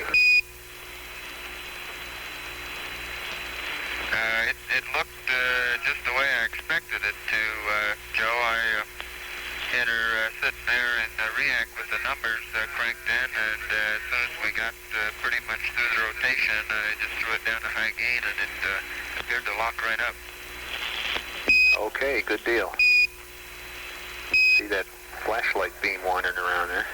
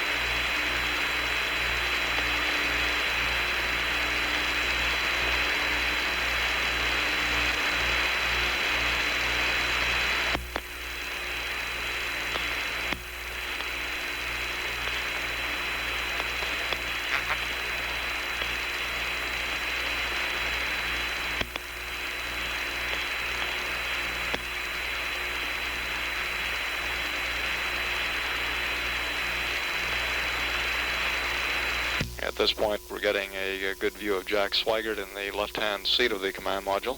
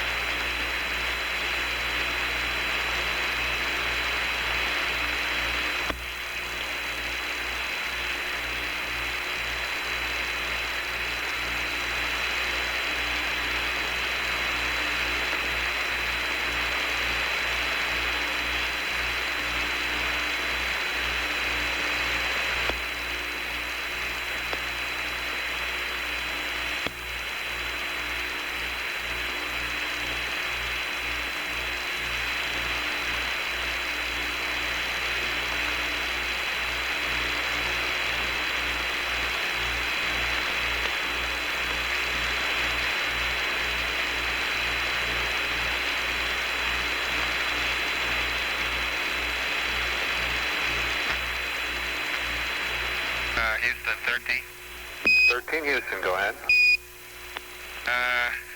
We'd kind of like to hold off on the starting the binning again until we get the things pumped back up inside here. One of you might give us a call, remind us when to initiate that. Okay, 13 will do.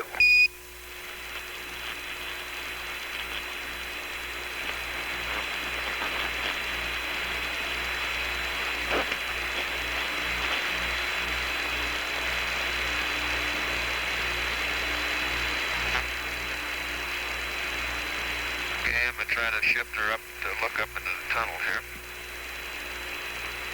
Okay, real good.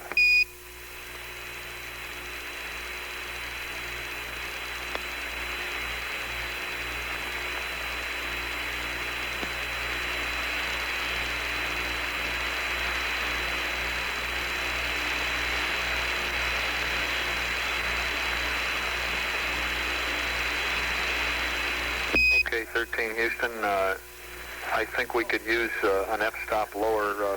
What F-stop are you at now? I'm about as low as you can go, Joe. I'm sitting on 4.4. Okay.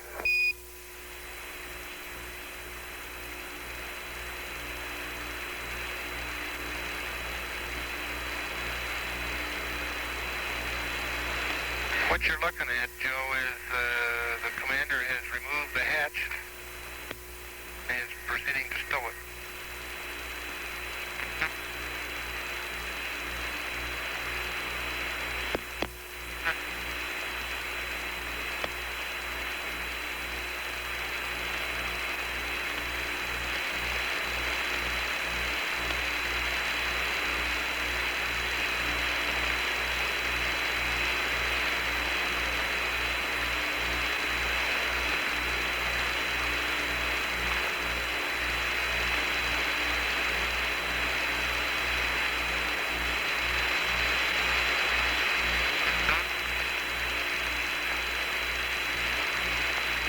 Okay, 13, that's a pretty good picture there.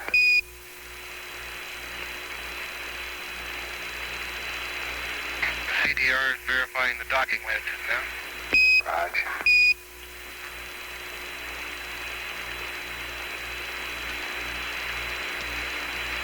Okay, Joe, Jim reports that there's a slight, burn smell up in the tunnel area as been reported in previous flights.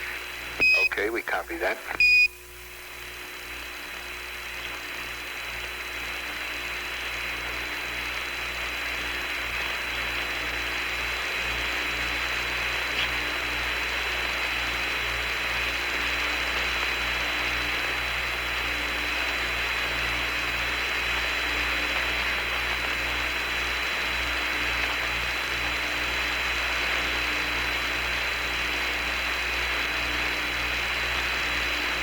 Okay, the commander reports all docking latches latched. Houston, roger.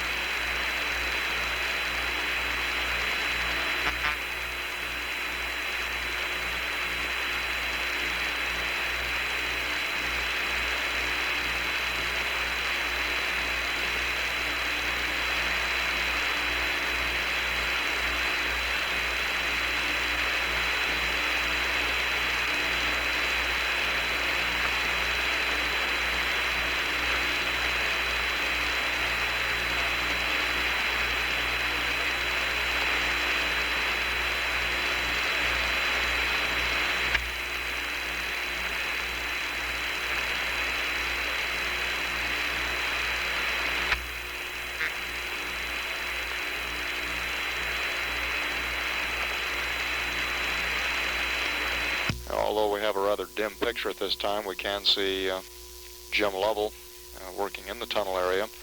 Lovell has removed the hatch cover, inspected the docking latches, and reported that everything was in order in the tunnel.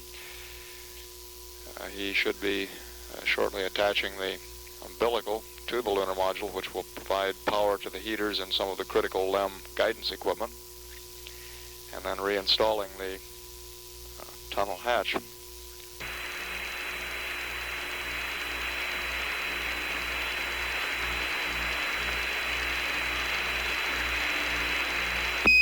Houston, for your information, the S-4B event is proceeding on schedule. Okay, Joe.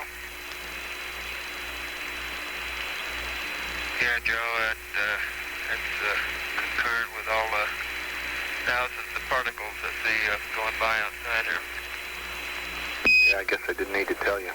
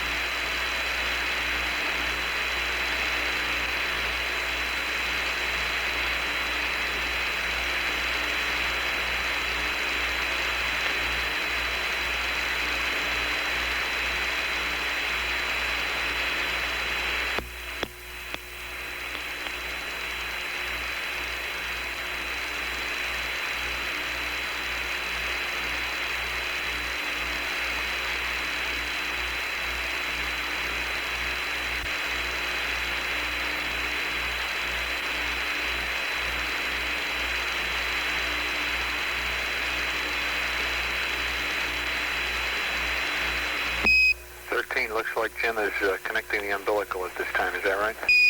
Yeah, that's firm, Joe. Do you have any detail up in there at all on the monitor? It looks like I can make out the probe and drogue a little bit, but not much else.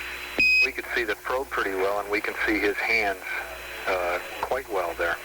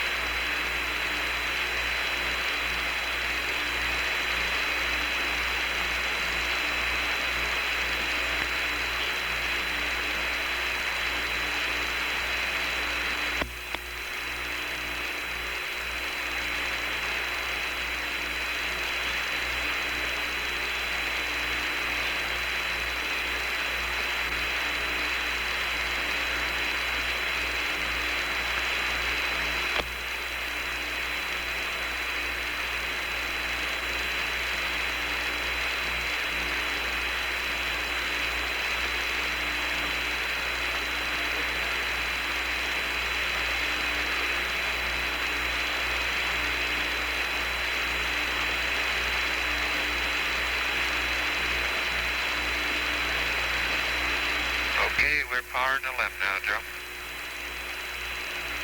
Okay, roger that.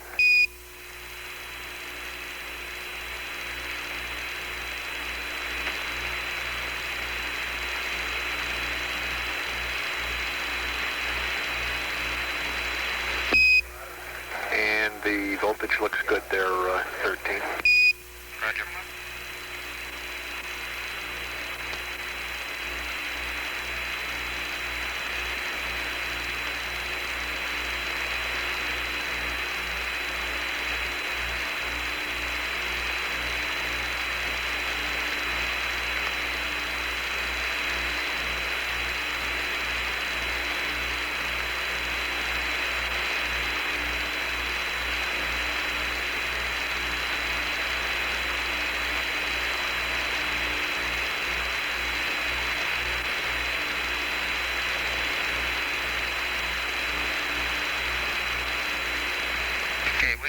take an outside view now, out the left side, Joe. Okay, Fred, real good.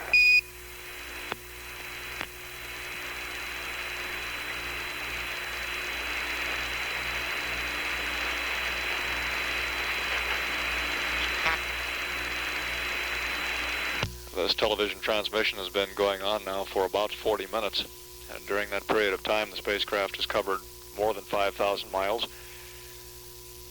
We currently show an altitude of 10,481 nautical miles.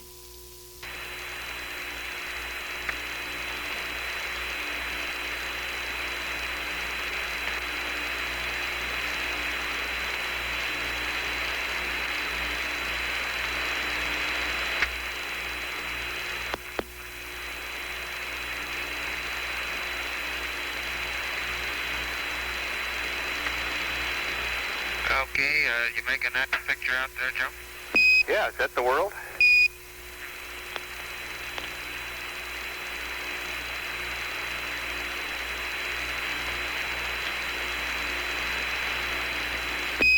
Okay, Fred, that's a pretty nice looking picture. I'd like to know what settings you used to get that. Okay, I think Jim's holding it now, and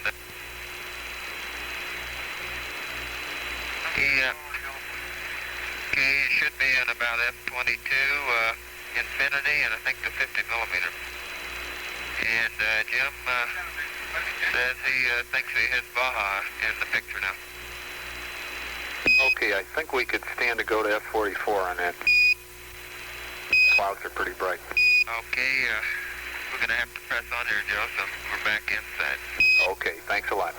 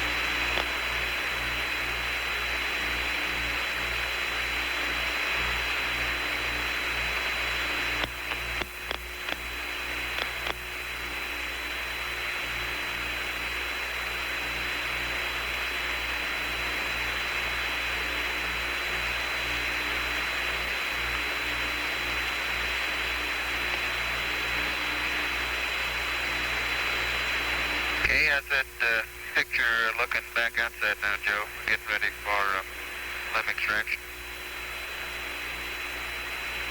Okay, that looks pretty good, Fred.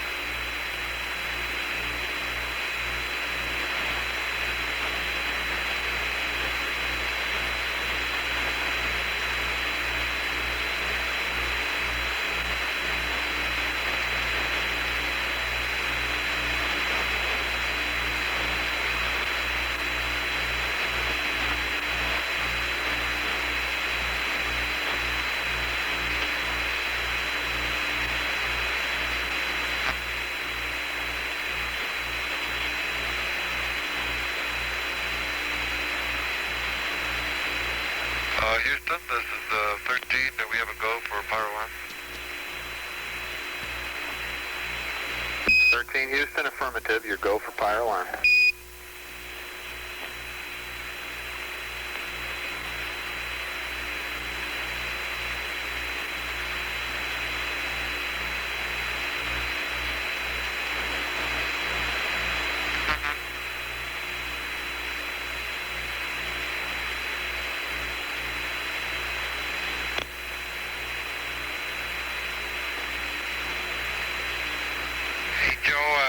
When we went back up and rechecked the tunnel there, we found two latches that weren't cocked, and we reset them.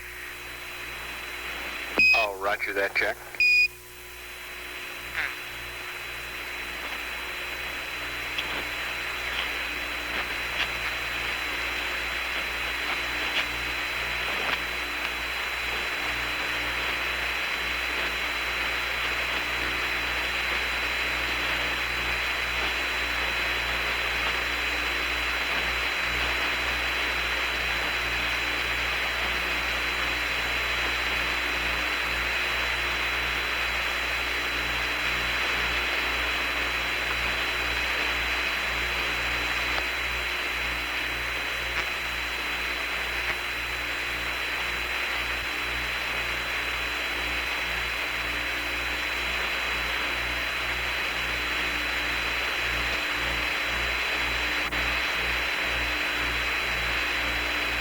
I got a beautiful view of the Earth out window 1.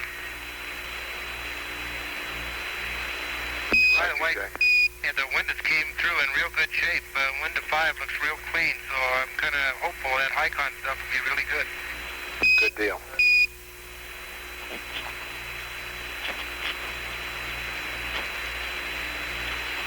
I'm at window 3, Joe.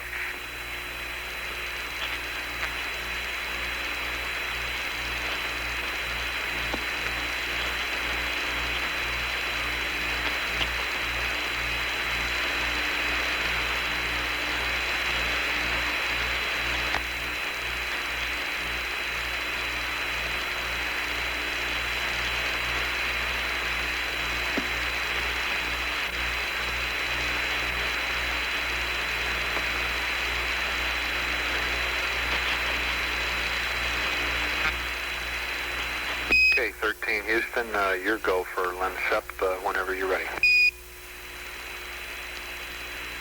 Roger.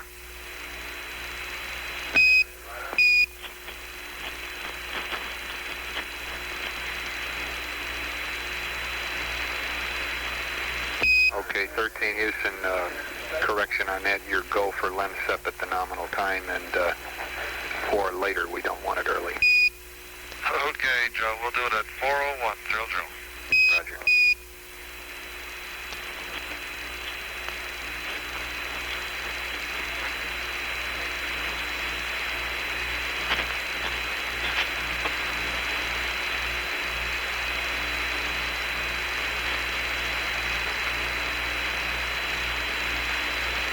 We're now about 2 minutes away from the scheduled CSM LEM ejection time.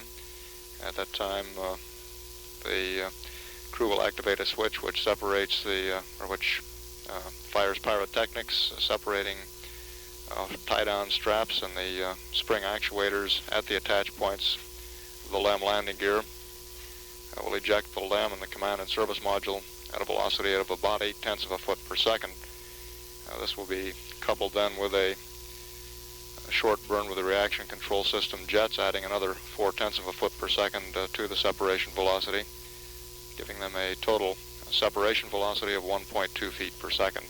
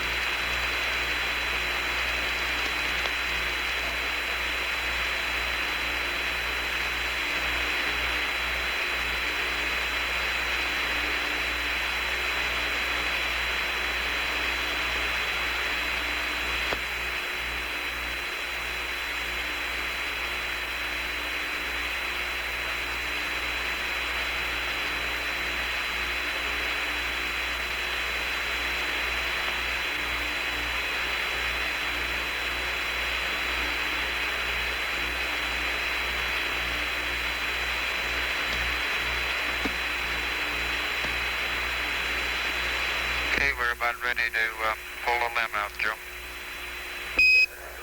Okay, 13. There she comes.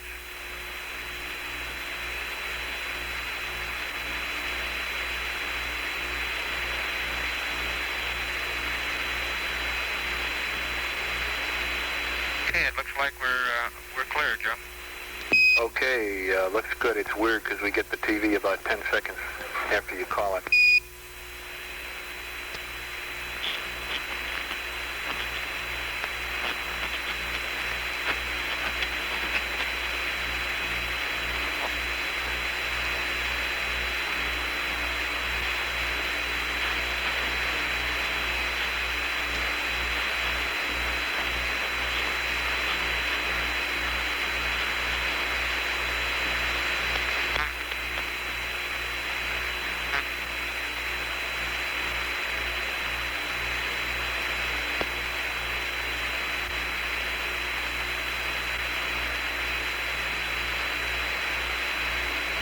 We've been advised that within a few minutes we will have to recycle the converter, which converts the television picture we're receiving from sequential black and white to color. This would require the converter to be down for a couple of minutes while it's reloaded with tape, and in that interim period of time we would expect the picture to be down.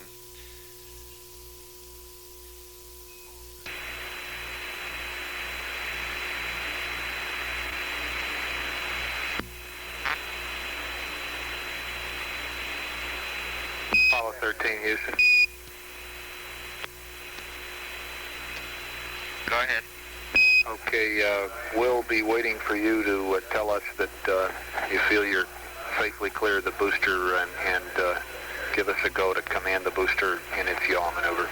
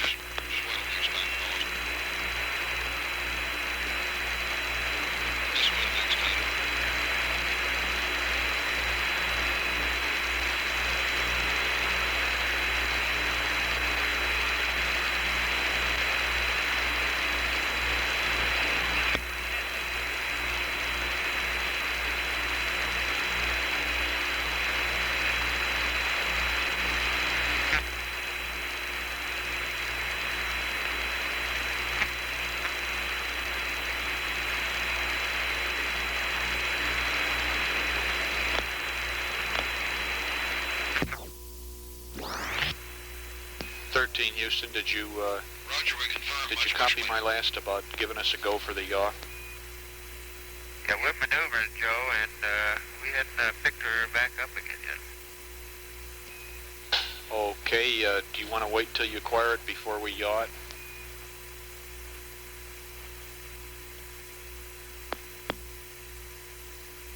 How much time do you have, Houston? Can you wait, or do you want to do it right now? We can wait if you want us to, Jim. Why don't you just wait just a little bit? Okay. Oh, yeah? Joe, did they ever get an idea what that TD&E fuel was? Stay on cue unless instructed to go elsewhere usually. Jack, they're not willing to pin it down to a specific number right now because they say the tanks will warm up later on and the apparent consumption will go down, but it was nominal. Okay. That's better than sounds work.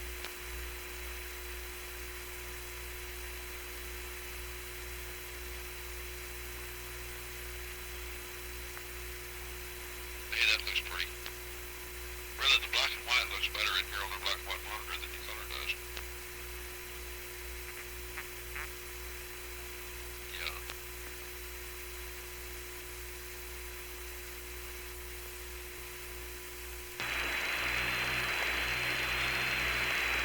Roger, have your car audio. Very decent, maybe.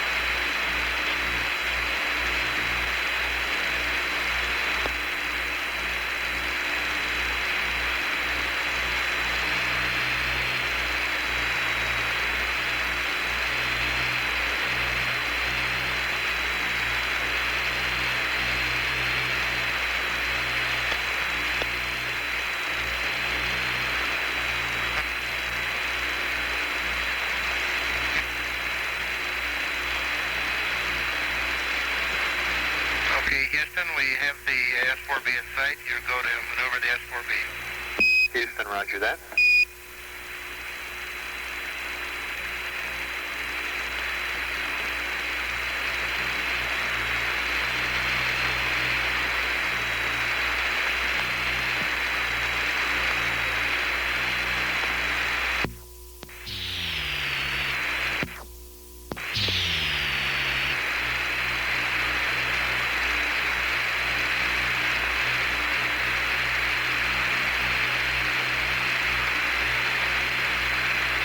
Houston, we're going to try to give you a shot of the S-4B with the TV out window number 3. Okay, real good, Jack. Our S-band signal strength has been fluctuating. Does it seem to be going all right up there in the auto track mode? Yeah, right now it's dropped off to about the 70% point, Joe. And it's Lost converter. Don't hear anything. Don't hear nothing. I don't want you to say anything. And here's, do you have a TV picture? Not at the moment, Jim. We had a garbled one there for a few seconds, and we don't have one at this moment. Okay, I can see the S-4B now at the hatch window, and it's... We had a garbled one there for a few seconds, and we don't have one at this moment. Okay, I can see the S-4B now at the hatch window, and it's... Okay, Jim. Suddenly we have a very good picture. Okay.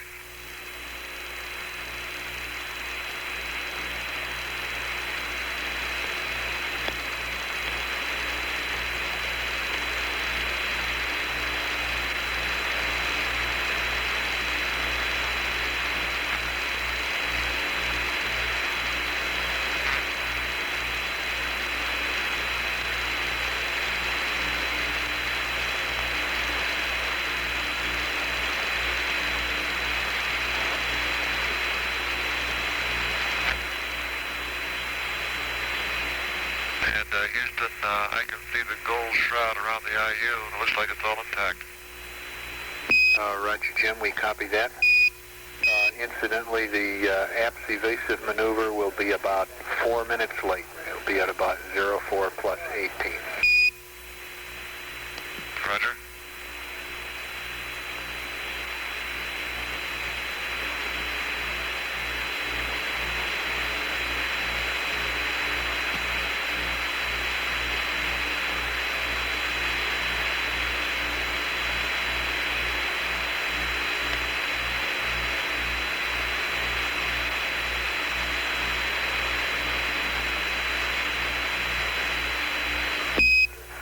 Houston, wonder if you could zoom in on that S4B for us a little bit. Okay.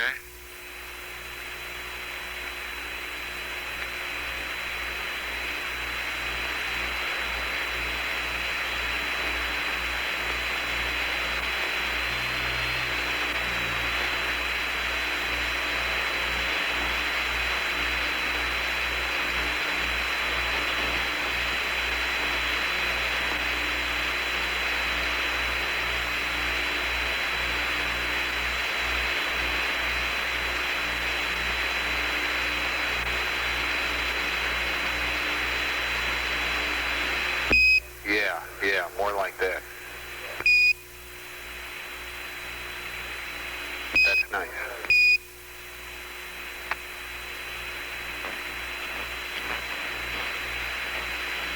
It's off our screen to the right now.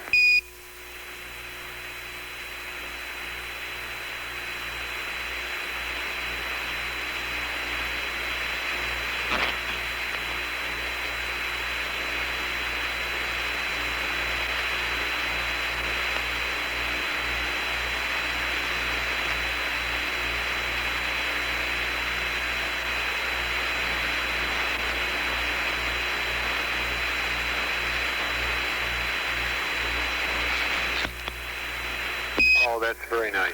Very nice.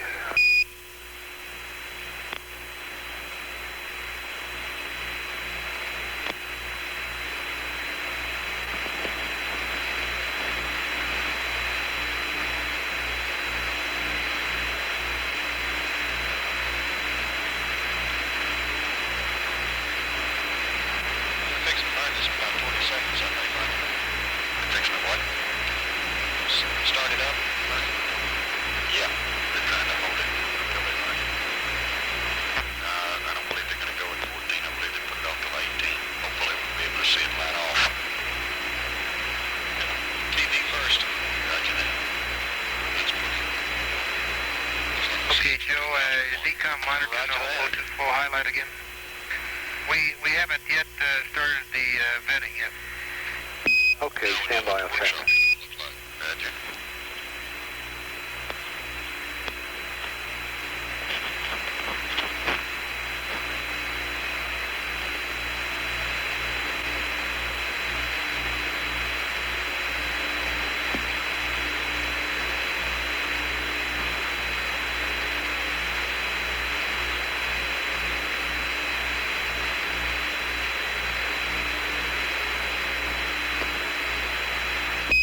Houston.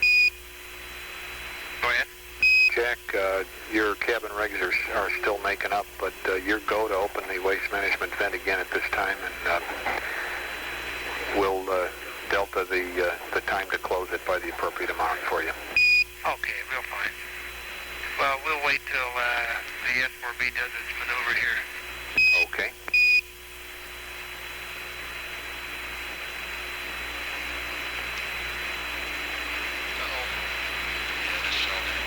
I don't know what to tell you.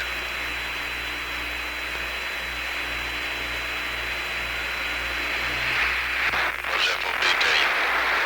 They've turned out antenna range, I'll bet you money.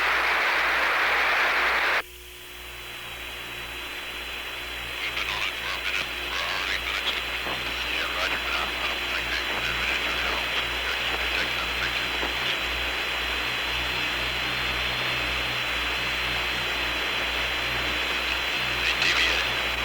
We've just had a dropout in signal as the spacecraft maneuvered out of the field of view of the high gain antenna. That's what you got. At this point, the crew should be switching shortly to the Omni antennas, and we'd expect to reacquire signal lock-on. Keep watching it, soon we get a good lock signal. I can get color to them, I'm waiting. Okay, roger that. I'm going live right around now.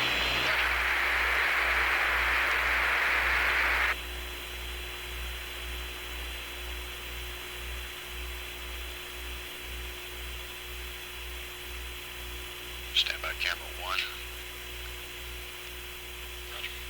1 now.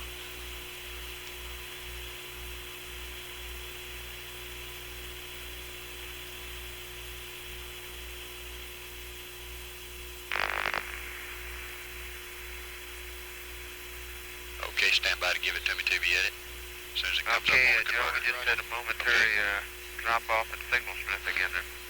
Okay, I'll get it back to Roger, second. Fred, we had an LOS for a minute, and we lost our TV picture. It looks like, yeah, we just got it back. Looks great again.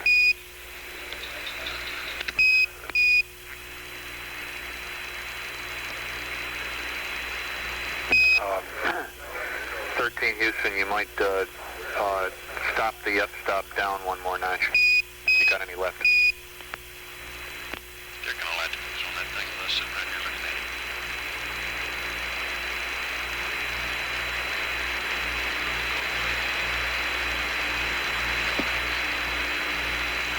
We got our VTR back. Okay. Yeah, record this engine right. And 13 Houston will be commanding the evasive maneuver in about 17 seconds. Boy, this ought to be something to see.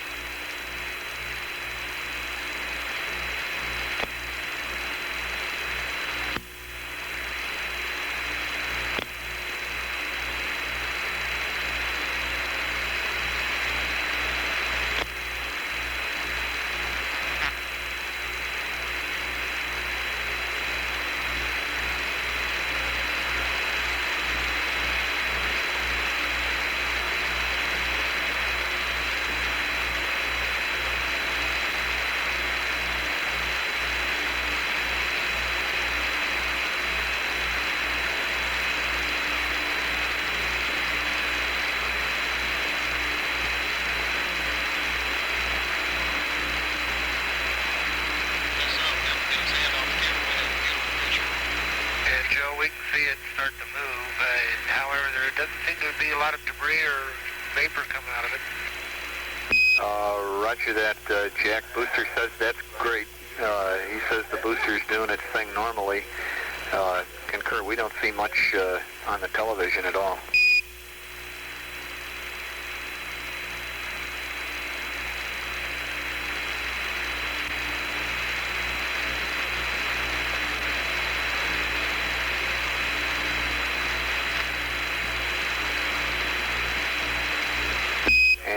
Apollo 13 Houston, we'd like to change the S-band antenna configuration.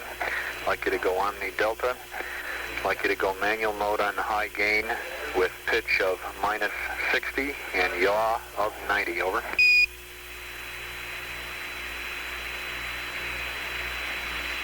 Okay, you want us to Omni Delta and manual on the high gain, the minus 60 and plus 90, is that correct? That's affirmative.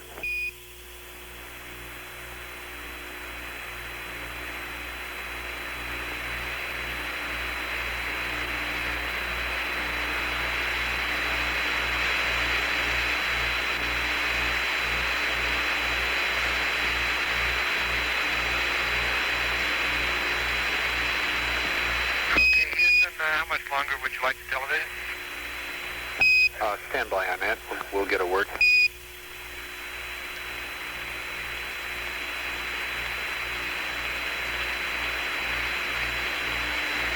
Okay, 13, this is Houston. You can turn the TV off anytime you're ready. We've enjoyed the show.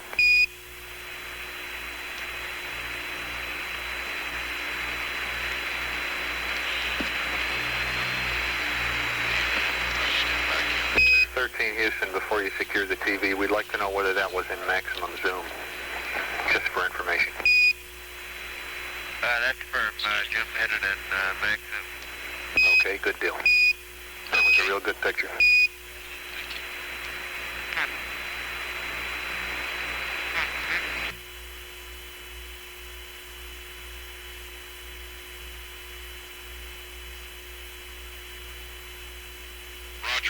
This transcript tape stops. That's how I can tell you went live. And 13 Houston, the APS evasive maneuver appeared to be nominal. The lock stump time is now 4 plus 39 plus 20, about 3 minutes late. Roger. The booster engineer reports the preliminary indications are that our Saturn S-4B evasive maneuver were successful. The flight dynamics officer will be evaluating the trajectory to assure that we've got the kind of separation from the spacecraft that we were looking for, and also to determine to what extent we're heading toward the trajectory which would impact the S-4B on the moon. Give it to me. Thank you. You're welcome. Okay, let me look at camera 2. At 6 p.m. Central Standard Time, there will be a press conference in the News Center auditorium. This is the small auditorium in Building 1 with Ken Mattingly. Astronaut Mattingly, until a few days ago, was the prime command module pilot for the mission, and due to exposure to measles, was replaced by Jack Swigert. Mattingly has been in the control center and is currently in the control center observing the progress of the mission. To repeat, that press conference with astronaut Mattingly is scheduled for 6 p.m. Central Standard Time in the News Center auditorium.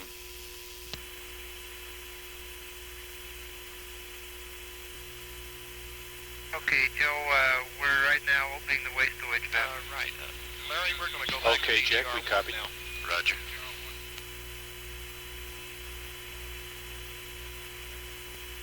Go. Okay, Houston, we're charging battery B. Roger 13, we see it, looks good. Roger.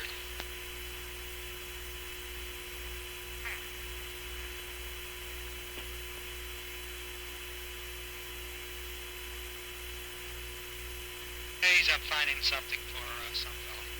He'll be right back. PAO in it. PAO in it.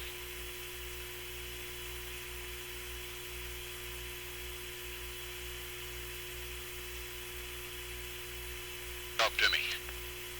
Larry, I'm going to run to the back room for a minute or two here. Okay, would you do something for me? Surely. Go by the damn cafeteria and get me some matches. I've been sitting up here with a dead pipe for 3 solid hours. Okay, I'll be happy to. Okay, I'll see you, Bob.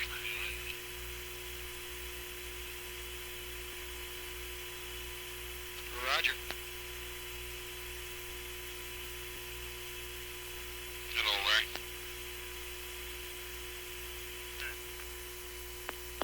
Yeah, okay, but we're up live now, guys. Oh, okay. They just ain't saying that. Yeah. I'll get back to you when I can. Okay, I just want to let you know we are set up for the press conference over here whenever they arrive. They just walked out the door. Roger. Apollo 13 Houston, request Omni Alpha now, over. Building 1 on Q, can you have somebody meet me on the cord? News Center, please. Stand by. Yes, sir.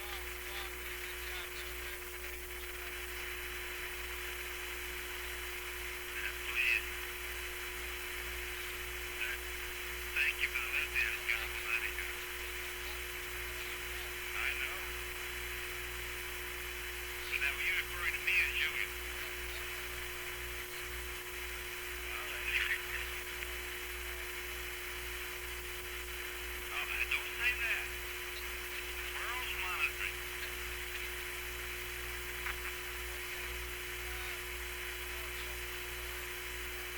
He didn't see it either.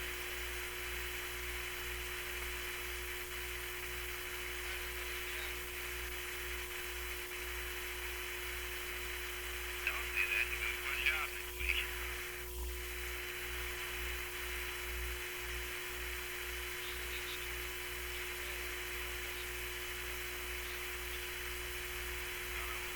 This is Apollo Control at 4 hours 37 minutes. We're now about 3 minutes away from the scheduled LOX dump the propulsive vent of liquid oxygen through the engine nozzle of the S-4B. The Saturn instrument unit will command this maneuver, will command the LOX dump, and the LOX will flow out the engine bell for 48 seconds or until the tank is empty, whichever comes first.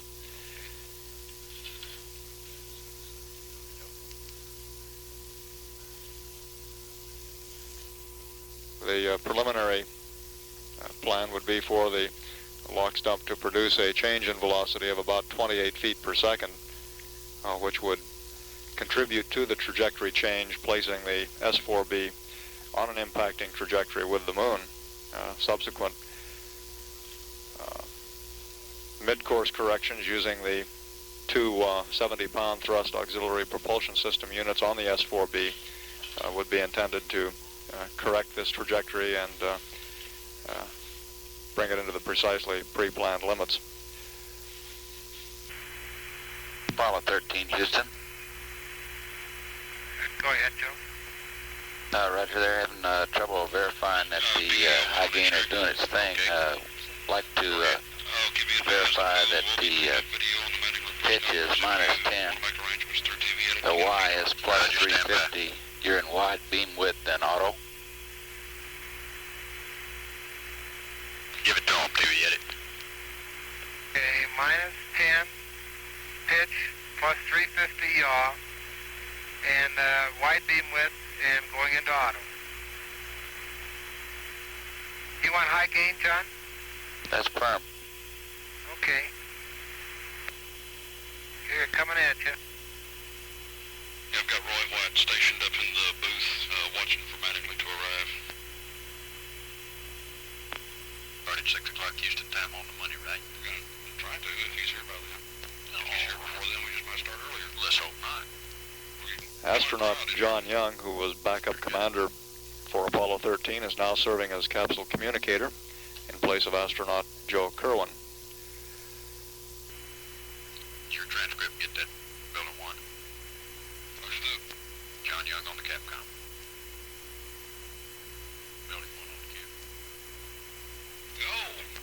Okay, the flight controller is going to change shift about 7:13, so you can kind of be prepared for a swinging little change of shift briefing about 7:30. Roger that. We're planning on it. Don't let us down. You are aware, of course, that they do want Q&A on the Mattingly briefing to KSC, right? Roger that. Last word I have, they do want Q&A. Roger that.